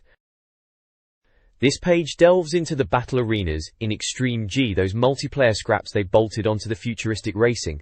They've got 4 courses broken down here. Course 1 is like a multi-story car park. Sounds a bit bland to be honest, though they say it's power-up heavy. Course 2 is a bit more intricate, still 3 floors, but they reckon power-ups are scarce, so you need to know where they are. Course 3 brings in steep slopes and bigger rooms, action-packed apparently. Course 4, well, they aren't too impressed, saying it's a bit dull and just straight ramps. Not exactly thrilling. There are some little comments dotted about next to screenshots. Things like, 3 of you in a very confined space. Probably smells a bit. And, weapons are the sneaky way to achieve success at Extreme G. Use your missiles. They even point out the split screen being a bit unfair when there are 3 players. Then there's a Boulder Dash section about cheat codes. Apparently, if you finish Extreme G on different difficulty settings, you get words to enter as names for cheats. They've found a few already, like Boulder, which turns bikes into boulders, Fisheye for a goldfish bowl camera, nice apparently, Magnify for a really close-up view that makes it look slow, and Banana, which they couldn't figure out. They're encouraging you to have a go and find more. The review bits on the right rate it highly in visuals, sounds, mastery and lifespan, giving it an 87% overall. They reckon the graphics are inventive, but perhaps overdo it with the mist. Sounds are compared to Wipeout, 2097's music, but maybe not as good, replaced by dance keyboard demos, which sounds a bit dodgy. Mastery is praised for using the N64 well for speed and smooth scrolling. Lifespan is a thumbs up too, reckons you'll spend a good while with it. Aura. The verdict concludes that despite the hype, Extreme G is good in its own right, even if it doesn't beat Wipeout. They call it majestic, imaginative, and classy. So, overall they seem to quite like it, even if they're not going totally bonkers over it like some magazines might. And they do compare it to Wipeout 2097, and also name-drop Forsaken and F-064 in the text, putting it in the context of other futuristic races at the time. Sounds like another solid game for the N64 then. This page then features a review of Dark Rift on the N64. It gets a decent 69%, which is a bit of a beat-em-up by numbers according to the magazine, and they reckon it wants to lighten up a bit. The review is broken down into sections like visuals, where they say it's got jolly good characters in so-so environments, typical N64 launch window stuff, eh? Sounds are apparently lacking, just cabbage-cutting noises instead of solid weapon sounds. Mastery is smooth but lacks depth compared to proper N64 games. Lifespan section mentions their import copy has been gathering dust since Zai reviewed it. There's a box called The Usual, which explains a cheat to play as the bosses, Sonok or Demitron, using a button combo at the title screen. There are screenshots showing off the game's characters like Demitron and Morphix, who are apparently better off talking out their differences, and some in-game action showing combos and explosions. The reviewer, Jonathan Davies, deducts 2 percentage points, because Mace is coming out in December in the UK, and is probably better. Fair enough I suppose, Mace did look alright in the mags at the time. This page then, we're in the import arena section of the mag, see? Back when you had to get your games from Japan or the States if you were a bit impatient. Looks like they're having a look at some beat-em-up called Mace the Dark Age, or Mac the Dar as they've cleverly put it. Amazing! Grown, right? Anyway, it's a fighter on the N64, which were a bit thin on the ground for decent ones at the time, truth be told, so this was probably a welcome sight. They've got a few screenshots dotted about, showing off some of the characters like a big Norse fella called Ragnar going at it with someone called Dragon, and another one with a chap in lava, who apparently is called Spanky, which is a bit daft, isn't it? There's also mentions of a Takejin, Namira, and El Rashid. Seems like they're having a bit of a giggle at the game, with captions about sensitive Norsemen and finger-burning fireplay. They reckon it might be a decent fighter for the N64, which, well, we were all hoping for one, weren't we? A bit of alright button bashing on the telly.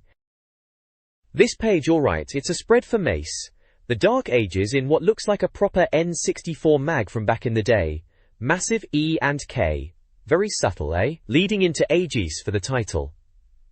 Right then, Mace. It was one of those 3D beat-em-ups, bit like Tekken or Virtua Fighter but with weapons and, you know, a bit darker, edgier, whatever the buzzword was at the time. They've got a section called Control Goal, explaining how it's all set up, cribbing from other beat-em-ups apparently. Button-wise, it's your usual quick, strong and kick on the face buttons, sidestep on the L and R triggers, directional stuff on the D-pad. Analog stick was an option too for movement, with evade on the Z-trigger mad shebang as they put it. There's a graphic showing the N64 controller layout, labeling the buttons for evade, strong, quick and kick. Pretty standard fare for the time really. They've got a practice mode picture there, Looks a bit blurry, but you can see two characters clashing, one with a massive axe. Then there's another screenshot showing Lord Deimos and Executioner going at it in an arena. Health bars at the top, bit of a life bar countdown timer too. Classic stuff. There's a little box about Taria, one of the characters, apparently a powerful mage from some dark arts castle tower, traveled demon realms and all that. Standard fantasy guff, but you ate it up back then, didn't you? Then some blokes written little comments next to the screenshots. One says, fighting is, yes, a good thing, especially when you've got a sodding great axe, which is fair enough, and another one about tripping over your shoelaces in a rumble being a bit silly. Yeah, cheers for that insight, mate. Jeke. Down at the bottom it says Mace, The Dark Ages, Atari/Midway. Out now for the N64 64 Megcart 1 to 2 players. Price was about $70 or £45. Blimey, games were pricey back then. December 1997 it says at the bottom, so yeah, right in the Christmas rush. Mace, remember that? It was alright, a bit of button mashing fun, wasn't it? Good times, good times. This page in N64 Magazine, issue 9 it is, takes a gander at the N64 moves of choice from some fighting game, likely an import, looking at the Import Arena banner. They've got this imitation/flattery interface bit at the top, having a right old chuckle about games borrowing ideas from films like Coppola's Dracula, and even Warhammer Fantasy seems like they're not taking themselves too seriously, which is fair enough. They've highlighted a bunch of characters, 12 of them in fact, each with a special move. There's Dragon, who's a crepuscular revenant apparently, doing something called Dragon's Skullfire. Then you've got the Executioner, a bit of a bruiser, with his hook swing. Ragnar's there, a big Norse fella, with a bear hug. Koyasha is your ninja-type lass, with a electro shuriken. Moving down, there's Namira, described as balletic, with a dervish twirl. Lord Deimos, who looks a bit like a lava monster, has a big wallop. Al-Rashid is up next, a counter-attacking type with a sand devil move. Takeshi, sounding very Japanese, has a zen dodge. Xiaolong, a starfighter, uses a mystic orb. Taria, described as born under a dark moon bit dramatic, has a thigh clamp, which sounds a bit cheeky. Mordos Cool is your average all-rounder with a dragon strike. And finally, Hell Knight, who looks quite demonic, has a big bang move, described as GOBS mackingly great. The reviewer's having a bit of fun with it all, commenting on the character designs being inspired by films and stories. Which, to be honest, back then, a lot of games were doing exactly that, weren't they? It's a quick look at some flashy moves and characters, giving you a flavor of what this import fighting game is all about, without going too deep. It's the sort of thing you'd flick through while waiting for your tea to brew back in '97, wondering if it was worth a punt if you saw it in your local import shop. This page in N64 Magazine, back in '97, is taking a look at Mace, The Dark Age. Right on the cover it says Import Arena, so it's one of those games we had to wait a bit longer for over here. It's getting a solid 81%, which isn't bad at all. Beja, the reviewer, Jess Bickham, reckons it's a good old N64 beat-em-up party. He's having a bit of a laugh comparing other fighting games at the time, saying War Gods is in a corner looking a bit rough, Dark Rift's trying to be invisible, and Mortal Kombat's getting on a bit, while Killer Instinct is still trying to be relevant. Then Mace comes along, all clean-shaven and ready to steal your girlfriend cheeky. He's basically saying it's good fun, even if it's not completely original, comparing it to a mashup of Soul Blade and Street Fighter. Apparently it's got all the usual button-nailed combos and quarter circles you'd expect. Graphically, it's getting a thumbs up for gorgeously realized violence, top marks there with an 8 for visuals. Sounds are a 5, described as nice effects, nasty music, with a joke about Orson Welles doing every fighting game voiceover. Mastery and lifespan are rated 6 and 7, suggesting it's got some depth but maybe not endless replayability.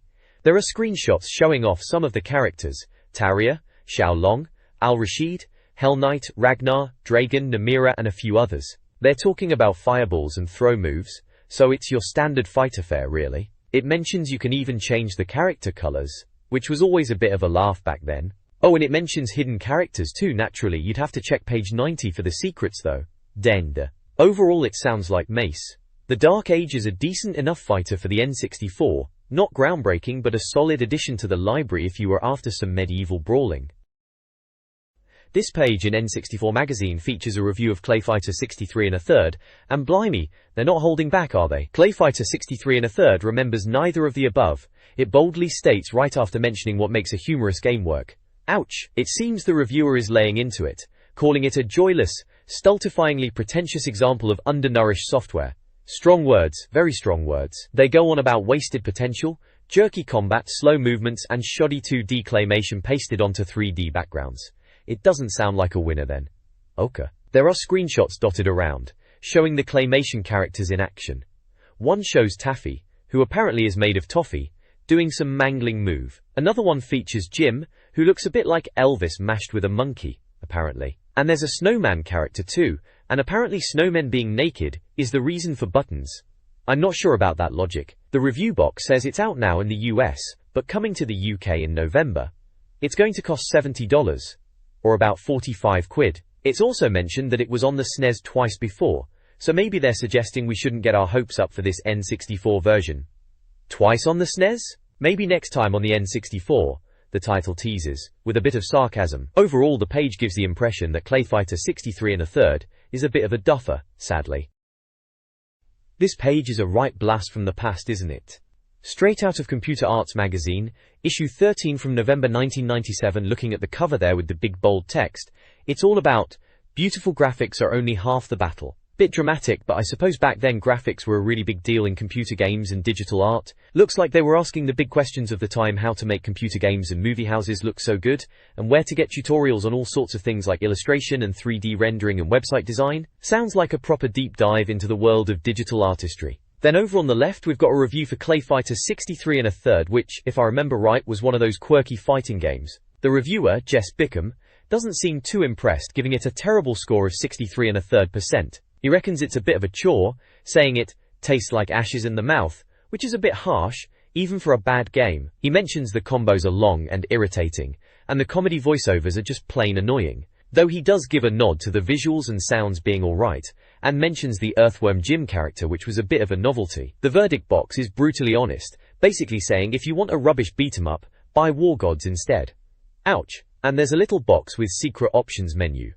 For some game, looks like Clayfighter again, probably telling you how to get to a secret menu for options like itty bitty or massive bodies and high/low voice. Typical cheat code stuff from back then, trying to squeeze every last bit of fun out of a game, even a dodgy one like this apparently. Boring telly. Down at the bottom it mentions issue 13 is out on November 27th, and lists some of the stuff inside, like the making of Blade Runner and the future of gaming, which sounds pretty cool, and articles on Infinity, Movie FX and 3D Studio Max 2, all the proper software at the time. They've got stuff on Painter 5 and Electric Image 2, and even a bit about preparing graphics for the web. It also says it's packed with a PC and Mac CD-ROM, which was the business back then, full of demos and stuff, including Atlantis 3, and Painter 5 demos. Good times, even if Clayfighter 63 1/3 wasn't exactly a classic. This page delves into the murky world of marketing, doesn't it?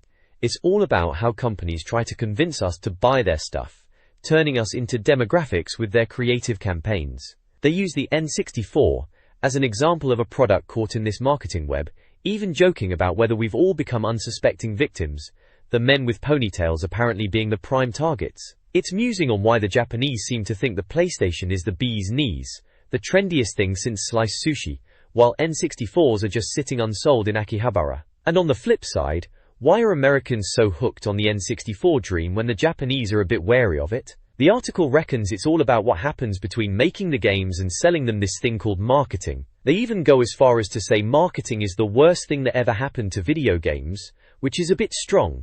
But then they balance it out by suggesting it shows the industry is finally growing up. So it's basically having a bit of a dig at marketing hype, but also acknowledging it's a necessary evil in the world of video games. The next page in this issue is all about marketing, which seems a bit dry, doesn't it? It starts off asking what marketing even is, saying it's all a bit vague and no one really agrees on a proper definition. But apparently it's really important if you want to sell your games. Jeshen. They've got some examples of adverts here. There's one for the American SNES, using clips of fast-moving games to remind people of those classics. Then there's a Kirby advert from the US that's going for comedy, probably to make it look like a fresh new thing, and a Japanese advert for Star Fox 64 that's just dead simple, basically saying Star Fox is out, comes with a rumble pack, good night. Straight to the point, those Japanese morvuk. Then there's a bit about how things are different in the UK. Apparently Nintendo didn't even have their own office here back then, and some company called The Games were in charge of shifting the N64. They weren't exactly video game marketing experts, so they hired an agency, Leo Burnett, to help them come up with some brainwashing marketing ideas. Bit cynical, aren't we? The article then talks about the aim of marketing, boiling it down to just letting people know about a new game and convincing them it's brilliant, even if it's not all that. They reckon the marketing for an N64 game starts ages before the game actually comes out, with people sitting around tables thinking up catchy slogans. Sounds like a laugh riot, doesn't it? A fee. And then there's this big advert taking up half the page. Don't get a turkey for Christmas. Cheeky. It's got Mario looking a bit manic, and a list of games like Super Mario 64, Wave Race, Pilot Wings 64, and Star Wars Shadows of the Empire, all the big hitters for the N64 launch. It's basically saying, if you don't get an N64 for Christmas, you'll be missing out big time and be a bit of a turkey. Subtle. It was definitely a big deal at the time, the N64 launch. Everyone was hyped to get their hands on one. Good times, even if they were trying to brainwash us into buying it. This page delves into the UK marketing campaign for the Nintendo 64, back in '97, when we were all waiting to get our hands on one. It talks about how the marketing folks at Leo Burnett, the advertising agency, were trying to figure out how to sell the N64 to us Brits because apparently, each country needed a unique approach. They were all about focus groups, locking 15-year-old lads in rooms, and showing them posters, trying to nail down the right catchy phrases. N64, be there. N64, get there. That sort of thing, very profound. They mentioned Phil Gerard from Leo Burnett, who apparently did his dissertation on Nintendo versus Sega. Bit of a geek then, eh? He reckoned identifying the target audience was tough, because Sony had already done a good job bringing older gamers back into the fold with the PlayStation. Nintendo, though, they saw as a kids and teens brand, all about color and fun, hence Mario naturally. There's an advert on the page, you can't buy this, showing the N64 console and controller. It's all about the wait, building up the anticipation, sort of saying, yeah, 32-bit CD machines are alright, but this 64-bit power silicon cartridge business is where it's at. Wait for it, cheeky, coy. They also talk about the UK N64 ads, saying the first batch followed the same format, adapting the style to fit the game. Apparently, they focused on in-game footage to make their point. There are some tiny screenshots, the N64 logo itself, something snowy that might be Pilot Wing 64, and a Star Fox 64 R-Wing. And then there's a bit about the UK Mario ad, calling it the best of the bunch, featuring an exploding birthday cake. Memorable, they say. And yeah, I suppose it was, in a slightly over-the-top kind of way. Another little screenshot of Mario Kart 64 with, not only for an old-timer text, another N64 logo with Get Into It, and the Mario birthday cake ad. So it's all about the marketing machine revving up for the N64 launch, trying to convince us that we absolutely needed this new console, even if we couldn't quite get our hands on one just yet. Typical magazine stuff from back then, building the hype. This page then, let's have a gander. It's all about how Nintendo launched the N64, and how they were trying to get us all to buy one. There's a bit at the top called How To, which mentions the American Mario Kart tele-advert. Apparently it was a bit of a weird one with scary fairgrounds and Wario messing about, ending in a sideshow with fellas having their hair done by Mario Kart. Sounds a bit mental, doesn't it? Mario Kart. Then you've got these gamebox arts scattered about. Keep road rage off the streets with Wario and Peach in a cart. Must be Mario Kart 64 then, everyone was playing that. Play Dirty, with what looks like one of those walkers from Star Wars, probably that game. And go ahead, rub it in, with a surfer. No idea what that's about, maybe a surfing game? Le game. There's a section asking if the launch was a success. So has it worked, it says. Apparently, 20,000 consoles shifted in the first week here, making it the fastest selling console at the time in the UK. They dropped the price after a couple of months too, which they reckon everyone had to do in the industry back then. Sega and Sony were at it as well apparently. Then there's a bit about the American marketing campaign. Blimey, they spent $200 million. Loads of tie-ins, Nickelodeon, Kellogg's, Blockbuster, even Taco Bell. They even had some bizarre go-karting party between the heads of Nintendo of America and Lincoln, whoever they are. You could even check out the Star Fox 64 website back then, remember those days? They mentioned Turok had $20 million for marketing and Star Fox 64 got $7 million, which seems like a lot of dosh. There are some little pictures, screenshots from games, kids playing the N64 looking well chuffed, and the N64 logo with change the system underneath. Oh, and a caption under an advert for War Gods, saying it's almost as good as the game, cheeky sods. Yeah, typical magazine page really, trying to get you hyped about the new console and games, takes you back, doesn't it?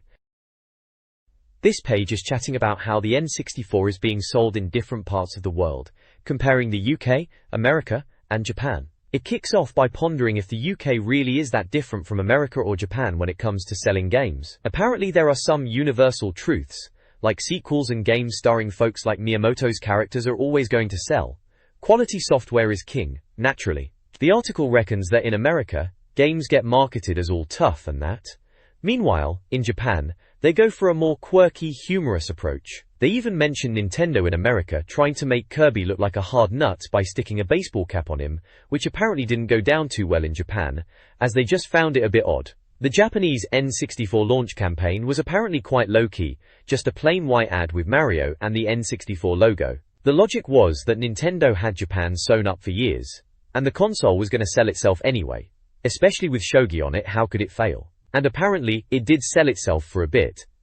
Later on, the Japanese marketing got a bit more interesting. They mention a Mario Kart 64 contest, with gold N64 controllers as prizes, and even free consoles. There's also talk of a slightly strange advert where a gamer is boasting about Mario Kart 64 only to find his console's been nicked. Then it mentions a more recent campaign with a pop idol called Hiroshi Yoko to promote Star Fox 64 and the N64 in general. One advert has her getting all excited about the Rumble Pack. Another ad is described as a girl in a field of sunflowers, which on closer inspection, turns out to be a field of yellow N64 controllers on stalks. Sounds a bit bonkers, doesn't it?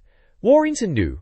There's a quick bit about a UK Mario Kart TV advert that was apparently a bit of a letdown, described as almost but somehow not quite good. It involves two drivers politely fighting over a parking space and a Mario Kart character in a Fiat 126. The article also touches on the fact that Mario Kart 64 and Wave Race 64, despite being big hitters, didn't get as much magazine coverage as you'd expect, especially compared to lesser games on other consoles. Apparently, Nintendo fans were surprised back in December 1996 when Mario Kart 64 came out, as Famitsu, the big Japanese game magazine, was full of PlayStation horse racing game ads at the same time. The writer thinks Nintendo probably downplayed the whole thing a bit. EKK. There are a few screenshots dotted about, mainly from Mario Kart 64, showing the racing action. And there are some images from the Japanese ads themselves, which are as quirky as described. This page in N64 Magazine, issue 9, is a bit of a look into how Nintendo were trying to get the N64 off the ground back in '97, and it seems like they were doing things a bit differently on both sides of the pond. There's a section called How To, which is showcasing the taglines they came up with for the N64, and some of the games in the UK and the US. For the console itself, in the UK it was Get Into It, while the US was a bit more dramatic, Change the System. Mario Kart 64's UK tagline was all about road rage, keep road rage off the streets. And in the US they were going for the multiplayer angle. It's a 4-player free-for-all that breaks every law in the book. Other games mentioned with taglines were Wave Race 64, Turok Dinosaur Hunter, Shadows of the Empire, Super Mario 64, Doom 64, Clay Fighter 63 1/3, Star Fox 64, and GoldenEye 007. A good lineup of games to be fair, even if some of those taglines are a bit cheesy looking back. The main article is about Nintendo's marketing approach in the UK versus the USA. Apparently, it was a bit different in each place. They tested the water with UK gamers, and were surprised that they weren't so keen on the really American-style marketing. It mentions they worked with an ad agency called Leo Burnett. Then there's a bit about wacky N64 PR stunts. They talk about Sega projecting Virtua Fighter onto the Houses of Parliament, which was a bold move back then. Nintendo's stunts seem a bit tamer. Mario Kart 64 competitions, and some event with the NOA heads go-karting. For Turok, they even apparently declared Turok Day in some town in the US, complete with a carnival, which sounds a bit much. They also mention Konami in Japan dressing someone up as Gomon and sending him to wander Tokyo streets. Lastly, there's a bit called And Over Here, which is about the UK being a bit boring in comparison. Apparently for Mario Kart 64's release in the UK, some games journos were just taken go-karting. Not quite as exciting as a carnival for Turok Day, is it? There's also a table comparing the UK, USA and Japan in terms of population, Nintendo's marketing spend, N64 sales, who was in charge of marketing, the marketing approach, and major successes and failures. The UK had a 59 million population with a £6 million marketing spend, while the US had 250 million population with a £125 million spend. Japan is listed as having 130 million population, but it's stated we cannot say for marketing spend. The UK marketing was handled by LB/The Games and was aimed at young boy culture, moving towards facts and figures. The US marketing was NOA marketing team/LB, considered tough, really, and in Japan it was NCL Internal Marketing Department with a wacky humor approach. The major failure for the UK was apparently, "You can't buy this." In the US it was failing to stop people buying the game Cruising USA, and in Japan there were Go Go! Troublemakers and Star Fox 64 as major successes. This page is about the grand final of the N64 Mario Kart 64 Championship. Fancy that, eh? Looks like they held a competition to find the best Mario Kart 64 player in Europe. Orientanuk. The page introduces the three finalists, Rob Pierce, Kit Woodman and Tom Pepin, with little mugshots and descriptions. Rob apparently smashed it in qualifying with a sub 1 minute 3 second time. Good effort that. Kit, a Toad fan, sounds like he struggled a bit in practice, and Tom travelled all the way from Cumbria. Bless him. His character of choice is Princess Daisy, which they give him a bit of stick for. Not a word, he was warned. Cheeky. They laid out a 4-round plan to test these lads, starting with time trials on Mario Raceway and Koopa Troopa Beach, then Bowser's Castle, and finishing with a mystery multiplayer final. Points are awarded for each round, with more for the final. Bora. In round 1 on Mario Raceway it sounds like they stopped players jumping over walls, which messed them about a bit. Tom apparently was first, and managed some good mini-turbos. Round 2 was Koopa Troopa Beach, and Kit finally got a point, even though he messed up the shortcut a couple of times. Rob and Tom apparently messed up too, crashing into cliffs and blowing shortcuts. Classic Mario Kart really. Doria. After 2 rounds, the scores are Rob 0, Kit 1, and Tom 1. Looks like it's all to play for going into Bowser's Castle, and that mystery final round. I remember Bowser's Castle being a proper pain back in the day. Those thwomps were right annoying.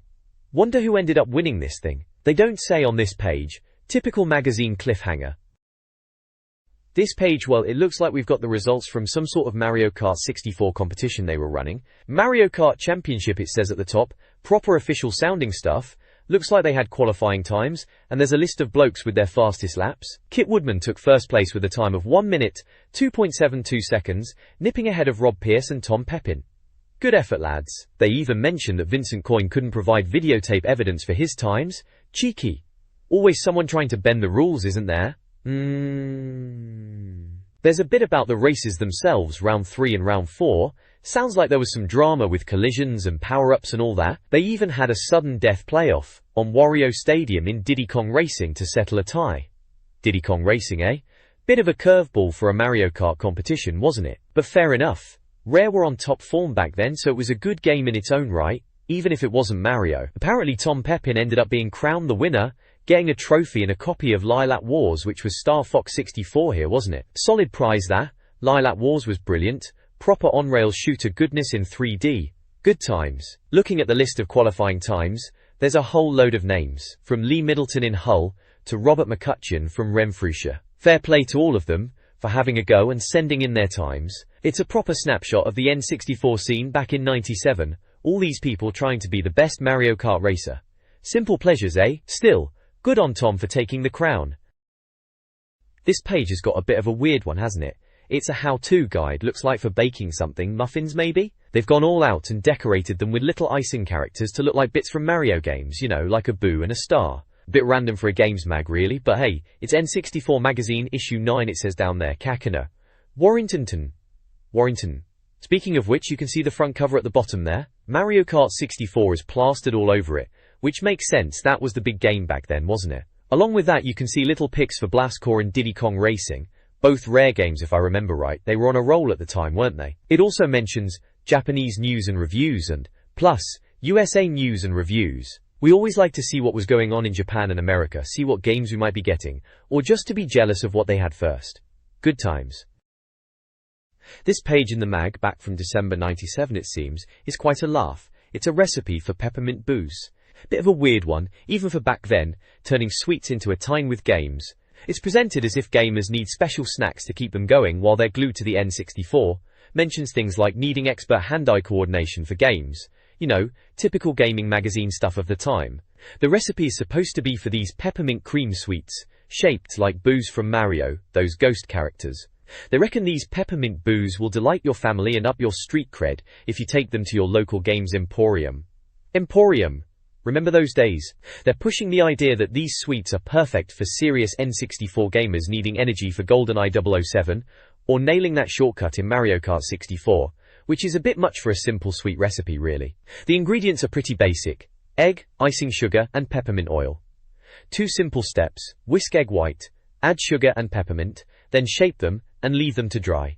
Each step has a picture to show you what to do. Very user-friendly for young gamers, I suppose. Definitely aimed at the younger audience of N64 owners who maybe wanted to impress their mates, or at least have something to munch on while failing miserably at GoldenEye split-screen multiplayer. Those were the days, eh? This page has a couple of quirky recipes if you fancied a bit of N64-themed grub back in the day. First up, it's Mario's Mystery Muffins, which sounds like a bit of a laugh. They're basically muffins with a hidden marzipan star inside, and you're meant to use apricot jam, but they jokingly suggest Marmite if you really want to surprise someone. Can you imagine that? The idea is you only put stars in some of them, so when your mates bite into one, they might get a star. A bit like finding the power star in Mario 64 itself.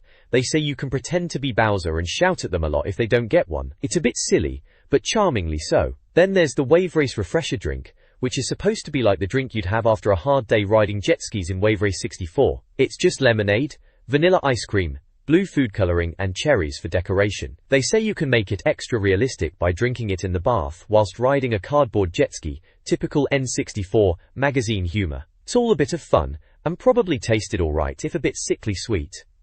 Looking back, these little extras in the magazine were always a bit of a laugh, weren't they?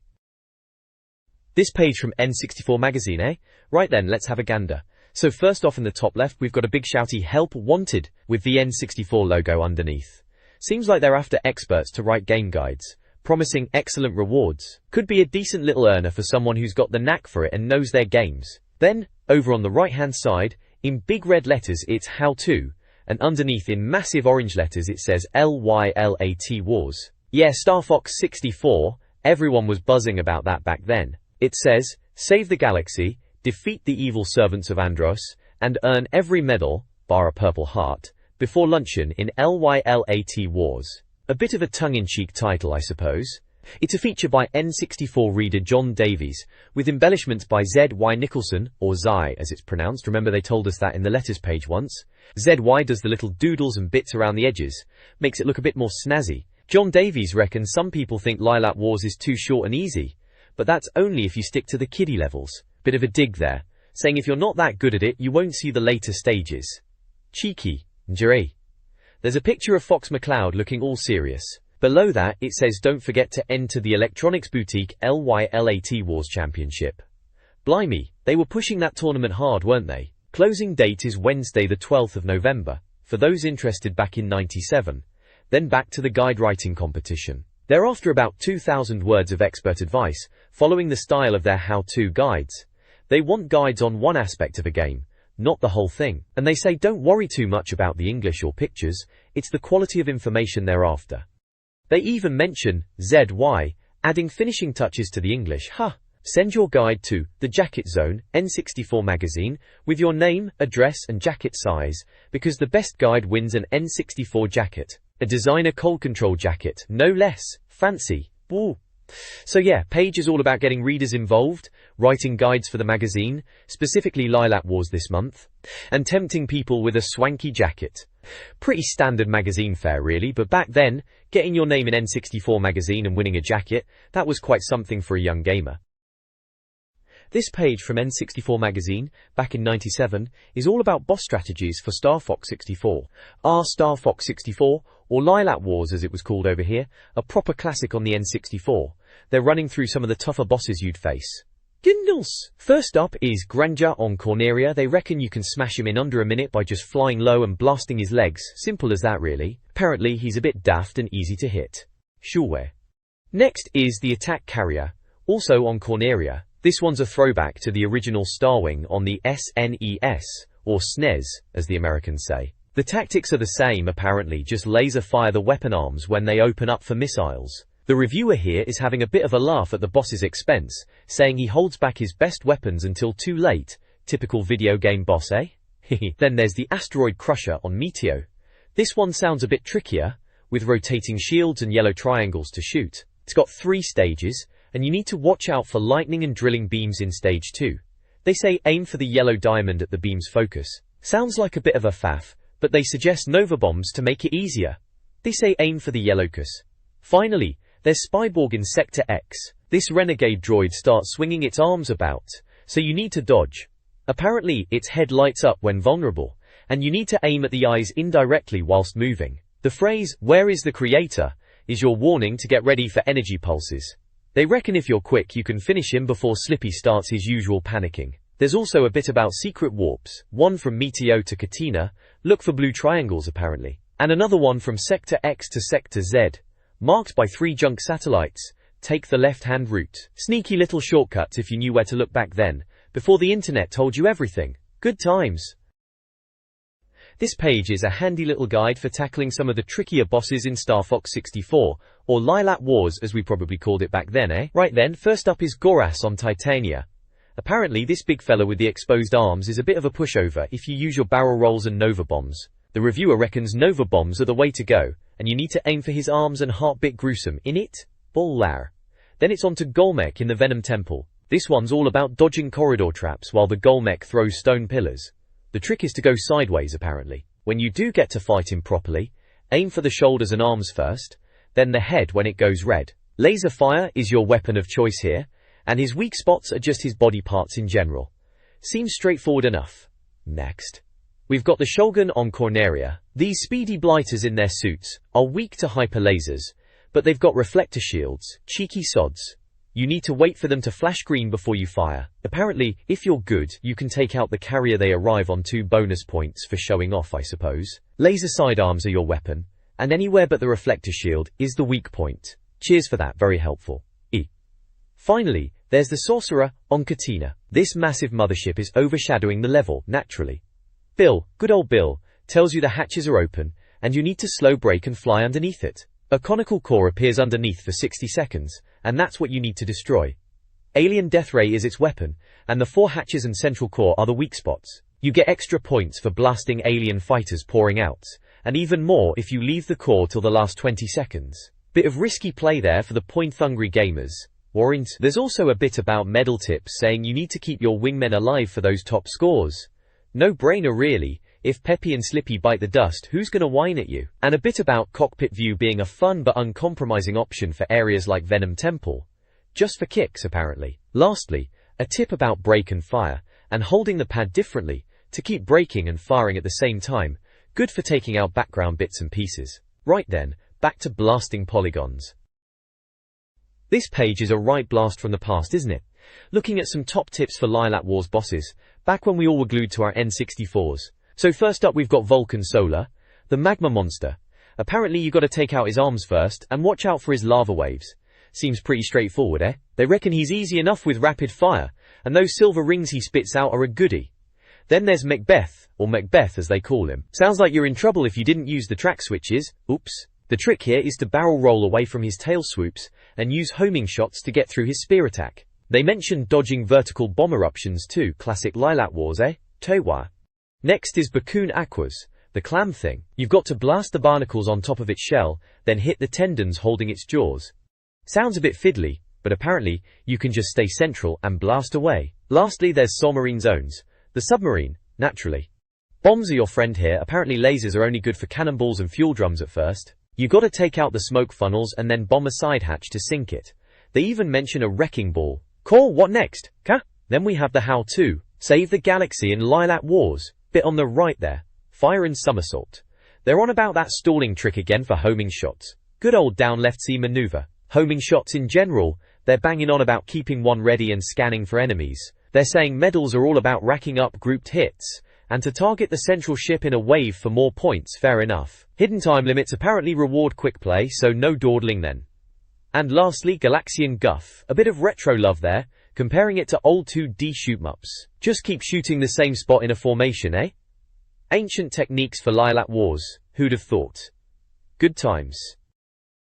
This page, blimey, it's a right blast from the past, isn't it? Looks like we're getting the lowdown on how to tackle some of the trickier bits in Star Fox 64. First up is Gorgon in Area 6. They're calling it the most exhausting boss in the Lilac system. Bit dramatic, but they were always like that, weren't they? Apparently you need to blast these pink energy balls and the central lens, and watch out for the beam of destruction. Snake arms and drone ships are your weapons apparently. Sounds about right. Lasers and smart bombs should do the trick. Warrington Norsa. Then there's the Wolf team. Those pesky blighters from Fortuna, Bolsi and Venom. The page suggests nailing the suckers before they scatter. And if you're feeling brave, trying to ram them like some sort of kamikaze pilot. Barrel rolls are your friend against their lasers, apparently. Wolf and lasers are the weaponry, and turning circle and predictability are the weakness. Cheeky sods. Next we're on to fake Andros on Venom. They're saying to reveal his weak spot, you need to hit him in the eyes. Lightning bolts and asteroid breath are mentioned as weapons, and eyes and hands as weaknesses. A bit gruesome, even for Andros, but you had to aim for those flashing bits, didn't you? Nova bombs are mentioned to finish him off quick. Finally, we have Andros' brain, also on Venom. This is the proper nasty bit, the brain itself. They say it's identical to the fake version at first, but when he starts chasing you around, you need to keep barrel rolling and get behind him to hit that greenish lower segment. Bit of laser surgery, as they put it, to finish him off. Charming. Jack? There's a little bit at the side mentioning practice mode and expert mode. Apparently if you collect 15 medals, you unlock expert mode, which makes things even harder. If you're a masochist like some of us were, you also get sound test and equalizer options, fancy that, and the title screen changes to show off your achievements. Showing off was always important back then, wasn't it? Beating the expert route and sticking to the hard route and clocking a medal on every course was the ultimate goal apparently. Phew, yep. Good times, good times. This page, right then, it's all about the levels themselves in Star Fox 64. Classic game, that. They're running through each stage and giving a bit of a breakdown on how to get the medals, you know, for bragging rights. Starting with Corneria, apparently you can grab Nova bombs by being a bit fancy with your R-Wing. They mention robots and towers, the usual city stuff. And there are two paths at the end, one to Sector Xi if you take out some pursuers to save Falco. Bit of a drama queen, Falco, isn't he? Next up is Meteo, asteroid level, naturally. Smash the brown rocks, get Nova bombs apparently, and fly through rings of grey rocks for power-ups. Standard space rock blasting really. Jexer. Jector X is next, with those slippy saved medals. They say if you came here by downgrading from Katina, Bill shows up. Who's Bill? Oh, Bill Gray, the dog fella. They mention homing shots are handy, and to take the right path to the 3 satellites if you're going for the medal rather than just warping. You do. Then Bolsi, you have to knock out all the generator pylons to drop the force field. Says even enemy ships are protected. Fly high, get some hits in before ducking under the power lines. Perimeter guns give silver rings, so worth taking out for points if you're a point scorer. Fortuna, nice and simple. Wolf team eradicated, 50 hits medal. Job done. Titania, sleepy red-eyed pillars that fall over. Apparently you need to trick them with last-second changes of direction.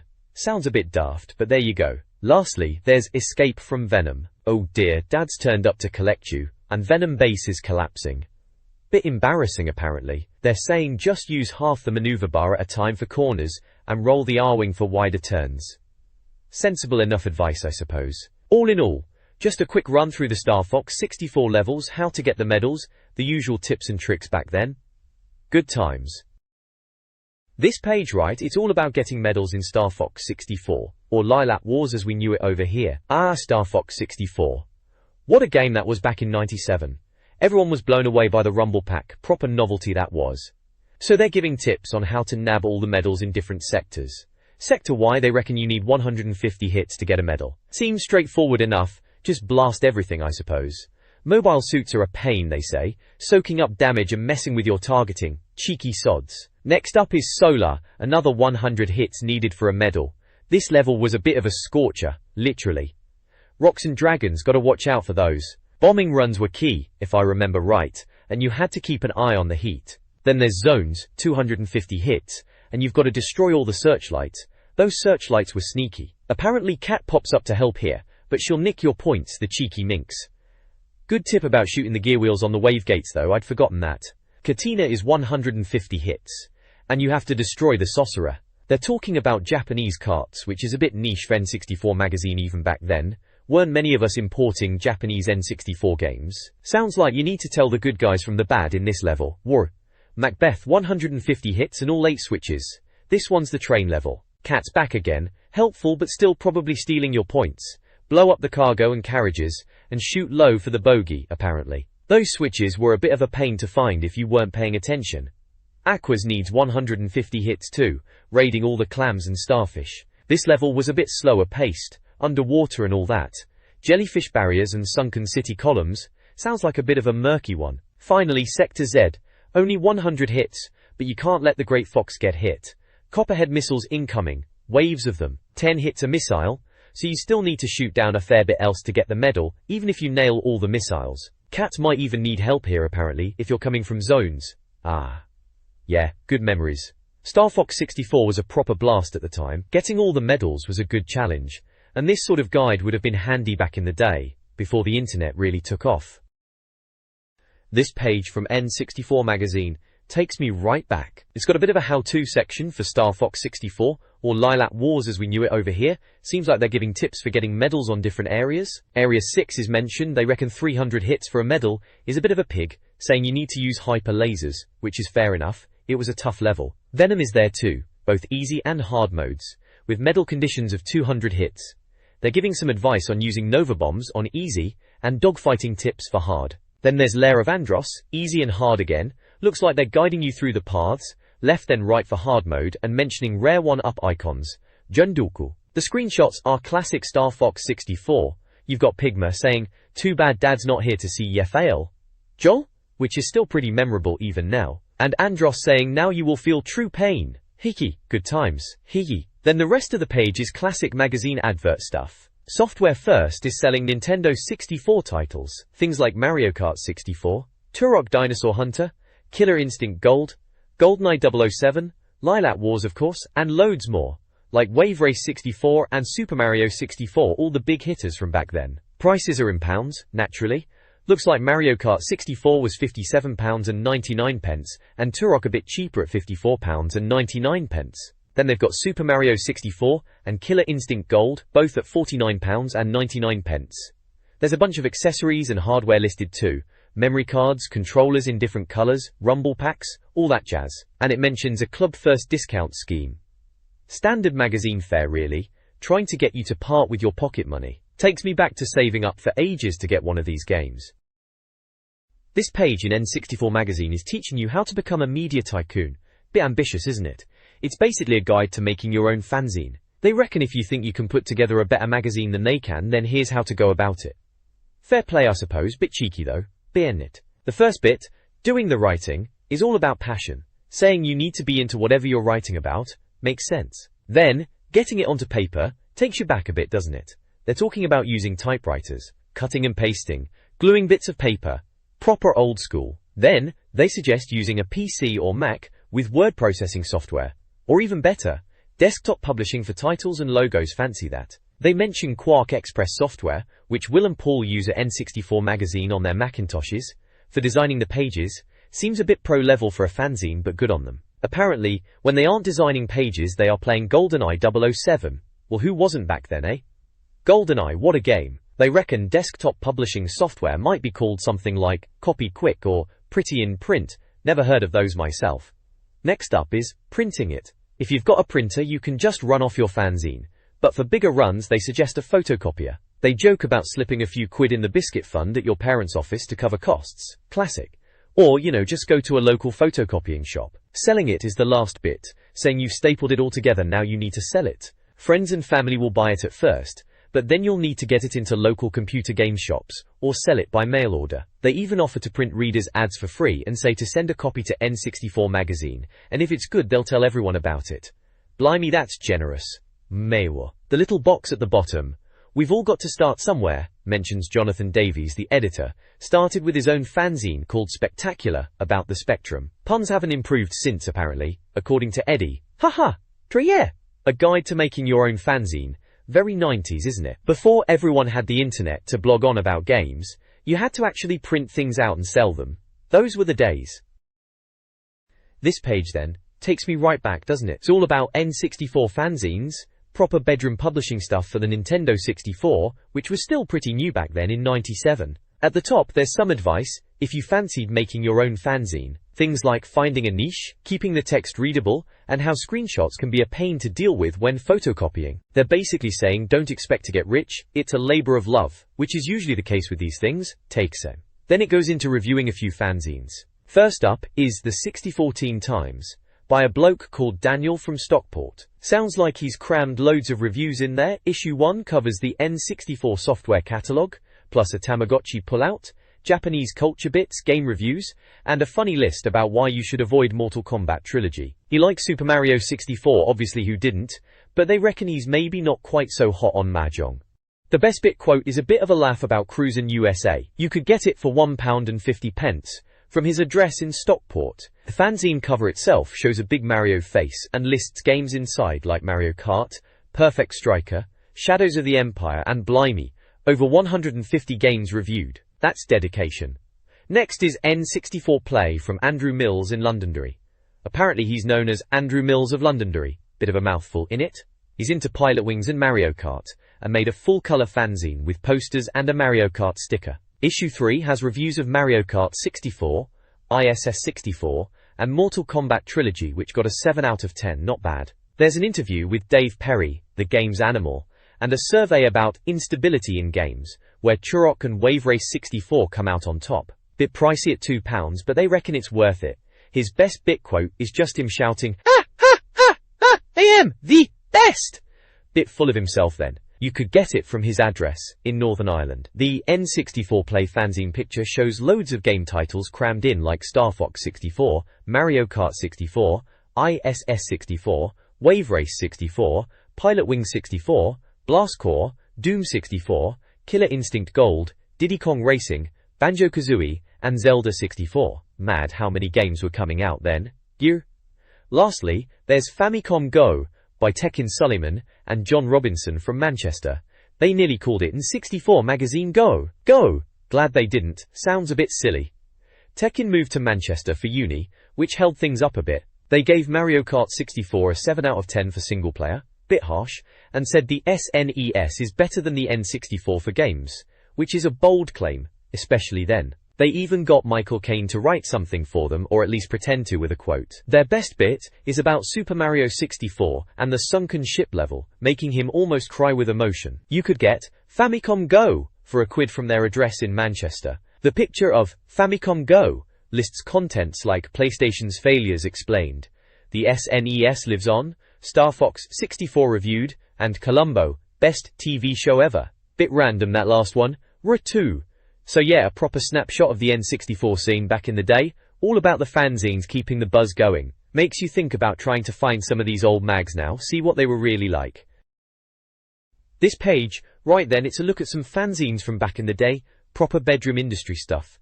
First up is Game Zone. Sounds a bit generic, doesn't it? They cover both the N64 and PlayStation, trying to be all things to all men, but they reckon they're better than other fanzines because those other ones just copy N64 Magazine. Cheeky. Apparently they use drawings instead of screenshots, which is a bit different, and they're biased towards the N64 naturally. Their best bit is some quote about Wayne Gretzky's game, comparing it to ice hockey. Right, moving on. Then we have NAM, special relaunch issue no less. This one's for the dedicated Nintendo gamer, so they know their audience. Dave Smith is the editor, and they used to be in Super Play magazine, which was a decent mag back in the SNES days. They've reviewed Super Mario RPG, Kirby Superstar, and Tetris Attack solid games, especially Tetris Attack. Proper addictive puzzle action. They even have a feature on the E3 show, even though they didn't actually go. Bit cheeky again. And a guide for connecting your N64 to the telly. Essential stuff for some folks back then. Their best bit is about a converted scooter. Random. Lastly, there's N-Form issue number 1. Going for that proper DIY fanzine vibe. This one's dedicated to anything Nintendo past and present, so expect a mix. Sounds like they're more into the older stuff, saying N64 content is outnumbered by articles about obscure Nintendo bits from the past. James Fry is the bloke behind it, doing it all himself. They even gave F-Zero on the SNES a 6 out of 10. Bit harsh maybe. Their best bit is a cheat code for infinite lives on Kid Icarus on the NES. Now that's proper old school. The days before the internet for cheats, you had to rely on mags and fanzines for that kind of gold. This page is all about tips and tricks for a couple of games, Lilac Wars and Mace. The Dark Age, proper N64 stuff from back in the day. First up is Lilac Wars, or Star Fox 64 as our American cousins probably called it. It's got some basic moves for you, like barrel rolls by double tapping Z or R to dodge lasers. Pretty essential really when Andros is throwing everything at you. Then there are tips for banking, somersaulting and looping, all the fancier flying maneuvers for showing off or getting out of a tight spot. The offensive fun section is about charging your lasers by holding A and using smart bombs with B. Standard stuff, but good to be reminded of. Then we move on to Mace, The Dark Age. Bit of a bruiser this one. This section shows you how to play as Grendel, one of the hidden characters, something we all loved back then. Hidden characters and cheat codes were all the rage. Apparently you need to win 2-player mode 3 times, and then pick the executioner while holding start to unlock him. It then lists a bunch of combos, basic combos, comboable specials, standalone specials, and advanced combos, and even an execution move, naturally. Looks like a proper button basher those fighting games always were. It mentions characters Grendel and Lord Deimos, looking suitably grim and gothic, as was the style at the time. All in all, a handy page of tips if you were stuck on either of these games, or just wanted to impress your mates. This page is all about readers' tips for the N64. Typical sort of thing you'd see back in the day in games mags, helpful hints from fellow gamers. At the top it's called Readers' Top 10 Tips. First off, there's a Mario Kart 64 tip about a shortcut on Calamari Desert apparently. If you get another player to park up by the train tracks in a certain spot, player 1 can use a mushroom to jump over the guardrail and skip a big chunk of the course. Sounds a bit cheeky but could be fun in multiplayer. Not in time trial of course. Another Mario Kart 64 tip, this time for Rainbow Road, suggests if you get hit by a blue shell right at the finish line, you can somersault over the line and still win. That's a bit niche, isn't it? Then there's a Blastcore tip for Diamond Sands, suggesting you can take out some sheds quickly by driving along the edge and using the backlash vehicle. It's got a little diagram to show you how to do it, bless them. Chutia. Next is Star Fox 64, advising to fly between the legs of the easy boss on Corneria to get an extra life. Bit of a weird one that. There's a Super Mario 64 tip for lethal lava land and using the Yoshi's triple jump with the wing cap to bounce over lava and land on an island. That sounds useful actually, might have to try that one. Multi-Racing Championship is in there, saying to hold the accelerator before a race starts to get a turbo boost. Standard racing game stuff, really. Turok, Dinosaur Hunter gets a mention apparently. For Triceratops, instead of wasting ammo shooting them directly, aim high and shoot the rider off their back. Saves ammo, apparently. Never thought of that. ISS64, that's International Superstar Soccer 64, says if you run down the wing and hold R and left C, you can put an amazing cross into the box. Standard football game controls tip really. Chirinal, Pilot Wing 64 has a funny one. If you tap down C when you've got the rocket pack on the ground, the camera will stare right into the pilot's face. They say it's useless but fun. Yeah, I can see that being a laugh for a minute. Porrington Warris. Finally, tip number 10 is a bit of a joke, saying if you pretend to be Tim Weaver when playing any game and swear a lot if it's difficult, you'll soften everyone's earwax and destroy their innocence. Cheeky. At the bottom, there's a section called Your Top Tip, with a form to send in your own tips to N64 Magazine, promising a pin badge if they use your tip, and something a little bit special for the top tip of the month. They even say, don't send us stuff we've already printed, it makes James cross. Haha. And there's an address to send your tips to in Bath. All very proper. This page of N64 Magazine, right? It's all about getting help with your games, like back in the day when you couldn't just look everything up on your phone. It's pushing the Nintendo hotline as the place to call if you're properly stuck, but also saying, don't worry, we've got some answers in the mag too. Very helpful of them. This month on the hotline bit is quite funny. They're going on about singing the praises of Rare, because Diddy Kong Racing was all the rage then, and GoldenEye 007 as well, the PAL version naturally. They bigged up going to the reopening of HMV on Oxford Street, even took Bond babes along, apparently bit much. Mention of Sir Paul McCartney doing stuff downstairs, typical celebrity nonsense. And the Christmas market is mentioned too, alongside games like Top Gear Rally and Bomberman 64 solid, N64 titles of the time. Shesha. Then there's a bit explaining what the Nintendo hotline actually is, giving you the phone number 017-03652222, if you fancy a trip down memory lane and want to call it. Probably won't work anymore though. Riga. The meat of the page is the 10 most asked questions. First up, someone struggling with Blastcore, wanting to know where to find the A-Team van in Crystal Rift. Apparently you need the Ram Dozer. There's a little picture to show you what they're on about. Warringtons. Next, Mace, the Dark Age. Someone's seen a chicken in the game, and wants to know if it's real. Turns out you can play as a chicken, you've got to do some bizarre cheat with Tarja and an execution move. Sounds daft as anything. They call it bizarre cheat themselves, so it must be a bit odd.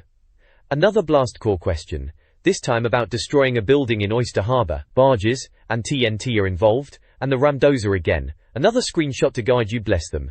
Warrington Mengaju. Wave Race 64 is causing grief because someone can't enter their initials on their best time. The answer? Set the wave conditions to default. Thrilling stuff. There's a screenshot of Wave Race, showing the scores, Warkis, then, Star Fox 64, or Lilac Wars as it was called here, how to get to Sector Y. You need to rescue Falco from some enemies, then fly through some stone archways in the water, and Falco will give you directions to a waterfall and Sector Y. Sounds like a bit of a faff. Last question is still Star Fox, how to beat Andros on hard difficulty. He turns into a giant brain with eyeballs. Lovely. You've got to shoot the eyeballs first, then the back of the brain by looping around or boosting. Screenshot of the Andros boss fight to give you nightmares. Right at the bottom the N64 logo, issue 9 and page number 90. That's your lot. Game help from N64 Magazine, proper old school. This page is a right blast from the past in it. Looking at a page from an old N64 magazine, probably from Christmas '97 going by the date. It's all about tips and cheats, proper retro stuff. June. First off, they're talking about Pilotwings 64, with a cheat to get free fuel. Remember that game? Flying around those little islands. A bit of a laugh, although maybe not the most exciting thing on the N64. Then there's a question about the Switch Palaces in Mario 64, which was obviously the big game back then. Everyone was obsessed with collecting stars and finding secrets in that bonkers 3D world. They tell you where to find the red, green and blue switches. Helpful stuff back before the internet was on every phone. Then there's a bit about Shadows of the Empire on the N64. Seems like some challenge points in Zizor's Palace level. Bet that was a tough one. And a question about finding Pink Bow-Bomb in Rainbow Ride from Mario 64. Another secret to uncover. Good times figuring all that out. Right. But the main chunk is dedicated to GoldenEye 007. Naturally. It's all about cheat times for different levels to unlock stuff like paintball mode, invisibility, and even infinite ammo. They've listed loads of levels, like the dam, facility, runway, surface, bunker, silo, frigate, surface again, Bulmurray, bunker again, statue, archives, streets, depot, train, jungle, control, caverns and cradle. Blimey, that's a lot of levels to speedrun, to get all the cheats. Proper dedication that was. Remember trying to shave seconds off your time to get those unlocks? Good times, even if the graphics are a bit blocky looking back now. GoldenEye was the multiplayer game to rule them all back then. This page in N64 Mag, right? It's all about being the best, as if we weren't all trying to be back then. It's highlighting reader submissions for high scores, promising some kind of N64 pin badge for top spotters. Fancy that. There's a new high score bit, banging on about Lilac Wars, or Star Fox 64 as the Yanks call it, finally being out for us Brits. Remember all the fuss about waiting for PAL versions? They're even giving away a Star Fox controller. Everyone was desperate for one of those Rumbles packs. Seems they were running a competition for import owners before, now it's open to us. PAL lot. Troller. Then there's a bit about Super Mario 64 coin collecting. Someone called David Fox Yates seems rather pleased with himself for beating Dawn Ford's score. Good for him, showing off with videos and all sorts. Show off. There's a tip for Lethal Lavaland too, for getting past those bullies. Handy if you were stuck on that bit. Pal you. And of course, pages of high score tables, because who didn't love comparing their times in magazines? Super Mario 64 gets a good showing, with Foot Race with Koopa the Quick and Peach Slide, both American/Japanese and PAL versions listed separately, detailing confirmed and unconfirmed times and names of people who sent them in from places like Darlington and Newcastle. Wave Race 64 is in there too, with Sunny Beach time trials again with the names and locations. They've even got stunt mode scores for Dolphin Park and Glacier Park in Wave Race, for any version, listing out more names from places like Norway and Leeds. Finally, they've got this month's score to beat for Mario Kart 64 on Koopa Troopa Beach, a time of 1 minute 42 seconds and 66 milliseconds to aim for, just for PAL times mind you. And a little screenshot of Mario Kart 64 to remind us what we should be playing. All very competitive stuff, typical 90s gaming really, wasn't it? This page of the magazine is the Club 64 inches letters page, always a bit of a laugh to see what people were moaning about or if you got your name in print. There's a few folks pointing out mistakes as usual. Someone called Russell Coughlin is at it again, mentioning a spelling error on page 90, and also a missing magnet power-up from the Diddy Kong Racing Future Look bit. Someone else reckons there's a picture of Mario 64 in the Mario 64 box on page 93, which sounds a bit daft. There's a reader who thought NBA Hangtime was a crap game, but got a 52% review. Seems a bit harsh. Hangtime was alright for a laugh in the arcades, wasn't it? Another reader is asking where the Dayteel Shockwave review is from issue 6. Someone must have been keen for that Rumble pack. There's a bit of a debate about Tintin being boring. After some article in issue 6, one reader is not happy about that, reckons Tintin is interesting and so is Belgium. Each to their own, I suppose. Someone else moans about the magazine being late, and another person wrote in about their magazine getting sun-bleached in Spain. Typical holiday disaster. The editor, Ed, seems a bit fed up with all the complaining, telling everyone to stop complaining, and joking about going to Tibet to become monks if they don't stop. Bit dramatic, eh? He does suggest playing Baku Bomberman to pass the time. Good shout, Baku Bomberman was always a decent multiplayer blast. And finally, there's a funny little story about a reader and his mate Glenn messing about with a photocopier at work. All in all, a typical letters page back in the day. Bit of reader feedback, bit of moaning, and a bit of editor sarcasm. Good times. This page, right then, it's the letters page from N64 Magazine. Bit of a classic read back in the day. First up, we've got a chap called Ben moaning about games. Typical, isn't it? He's saying Western games are all a bit pants. Doom, Shadows, War Gods all dated apparently. He wants proper Japanese games on the N64, like Ganbare Goemon and Zelda, and not this British and American rubbish. He's even suggesting Pat Labor, or Armitage 2 first games. Ed, the editor, has a bit of a sarcastic reply, saying he thought Ben was being serious until that last daft sentence about wanting posters of characters on his wall. Then there's another letter about Rare. Remember all the hype around Rare back then? This fella's asking what's happened to them, going on about how they used to make proper original games like Donkey Kong Country and Killer Instinct on the SNES, but now they're just doing clones like Blast Corps, GoldenEye 007, and now Diddy Kong Racing. He thinks it's unbelievable that Rare is doing a Mario Kart style game. Ed's defending Rare though, saying the N64 has given them a new lease of life, and they're getting close to Nintendo quality. He thinks Rare are still the best British developers. Warrington. The big section in the middle is Dream On, where readers send in their game ideas. First one is for a Mario Kart 64 Battle Mode Arena editor. Andrew from Blackpool wants to design his own levels with lava pools, bridges, different floor levels and the like. He's even drawn some little sketches of his level designs, bless him. Sounds alright actually. A level editor for Mario Kart Battle Mode would be quite good fun, wouldn't it? Whoa. Next up is James from Southampton with an idea for IK Plus 64. International Karate Plus, remember that old game? He wants a 3D version on the N64 with 4 players, 3D arenas, and loads of Bruce Lee noises. He even wants the trousers falling down feature from the Atari ST version. Cheeky.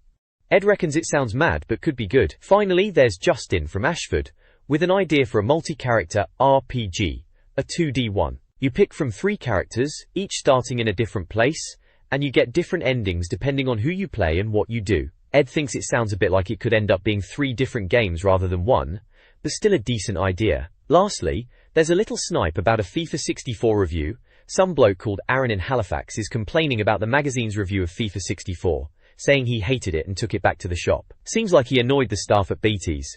Billy from Halifax is saying he's never owned FIFA, and never will.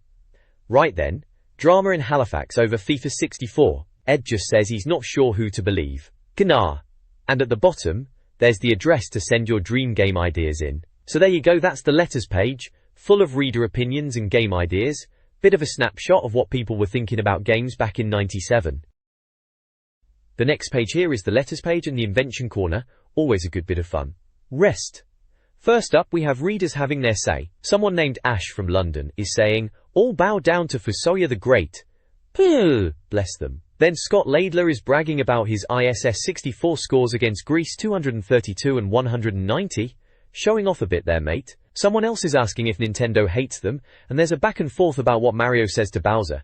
Apparently it's so longer dear Bowser, not just so long Bowser, the detail is important you see. Then there's a moan about screenshots of Pocket Monsters in Planet 64 issue 7, but apparently they have no idea what it is, despite having articles about it on page 31. Classic. And someone else is confused about Pikachu Genki Daichu, saying it's a 3D adventure game and not Pocket Monsters related. Schoolboy error indeed, according to the editor. Moving on to Invention Corner, always some crackers in here. Matthew Duffin from Reading has come up with the floppy cart, basically, a floppy disk cartridge for the N64 holding 3 games and costing under £50. A bit ambitious maybe, floppy disks weren't exactly known for being massive on storage, were they? Then John Davies from Wallingford has designed a remote controller. Using infrared, he's even drawn some renders, a bit of a blaster pack or rumble pack issue with weight and effectiveness apparently, but they reckon it looks smart, so that's something. In the bonus letters, someone's had a cheek, moaning about another magazine copying N64 Mag and using coloured circles next to names a bit petty perhaps.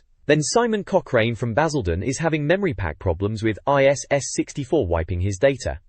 Spook memory packs were always a bit dodgy, weren't they? Noel Wallace from East Kilbride suggests sticking a GoldenEye trailer in a Bond film advert break.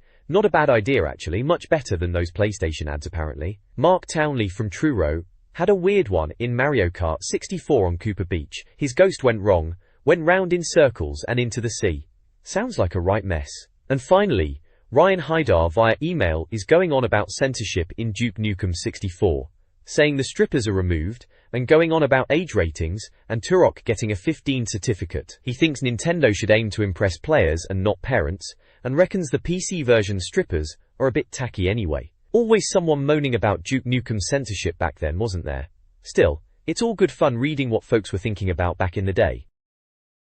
This page in the magazine, we've got the Agony Uncle section, so tell me this, where readers are asking about all the hot topics of the time for the N64.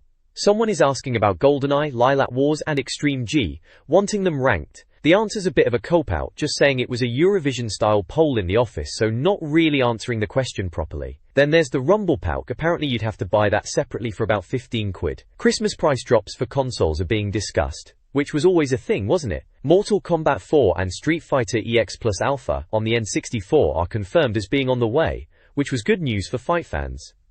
Then there's a bunch more questions from another reader, David Rabbit, asking all sorts. What does the N mean in N64 Magazine? It's apparently new.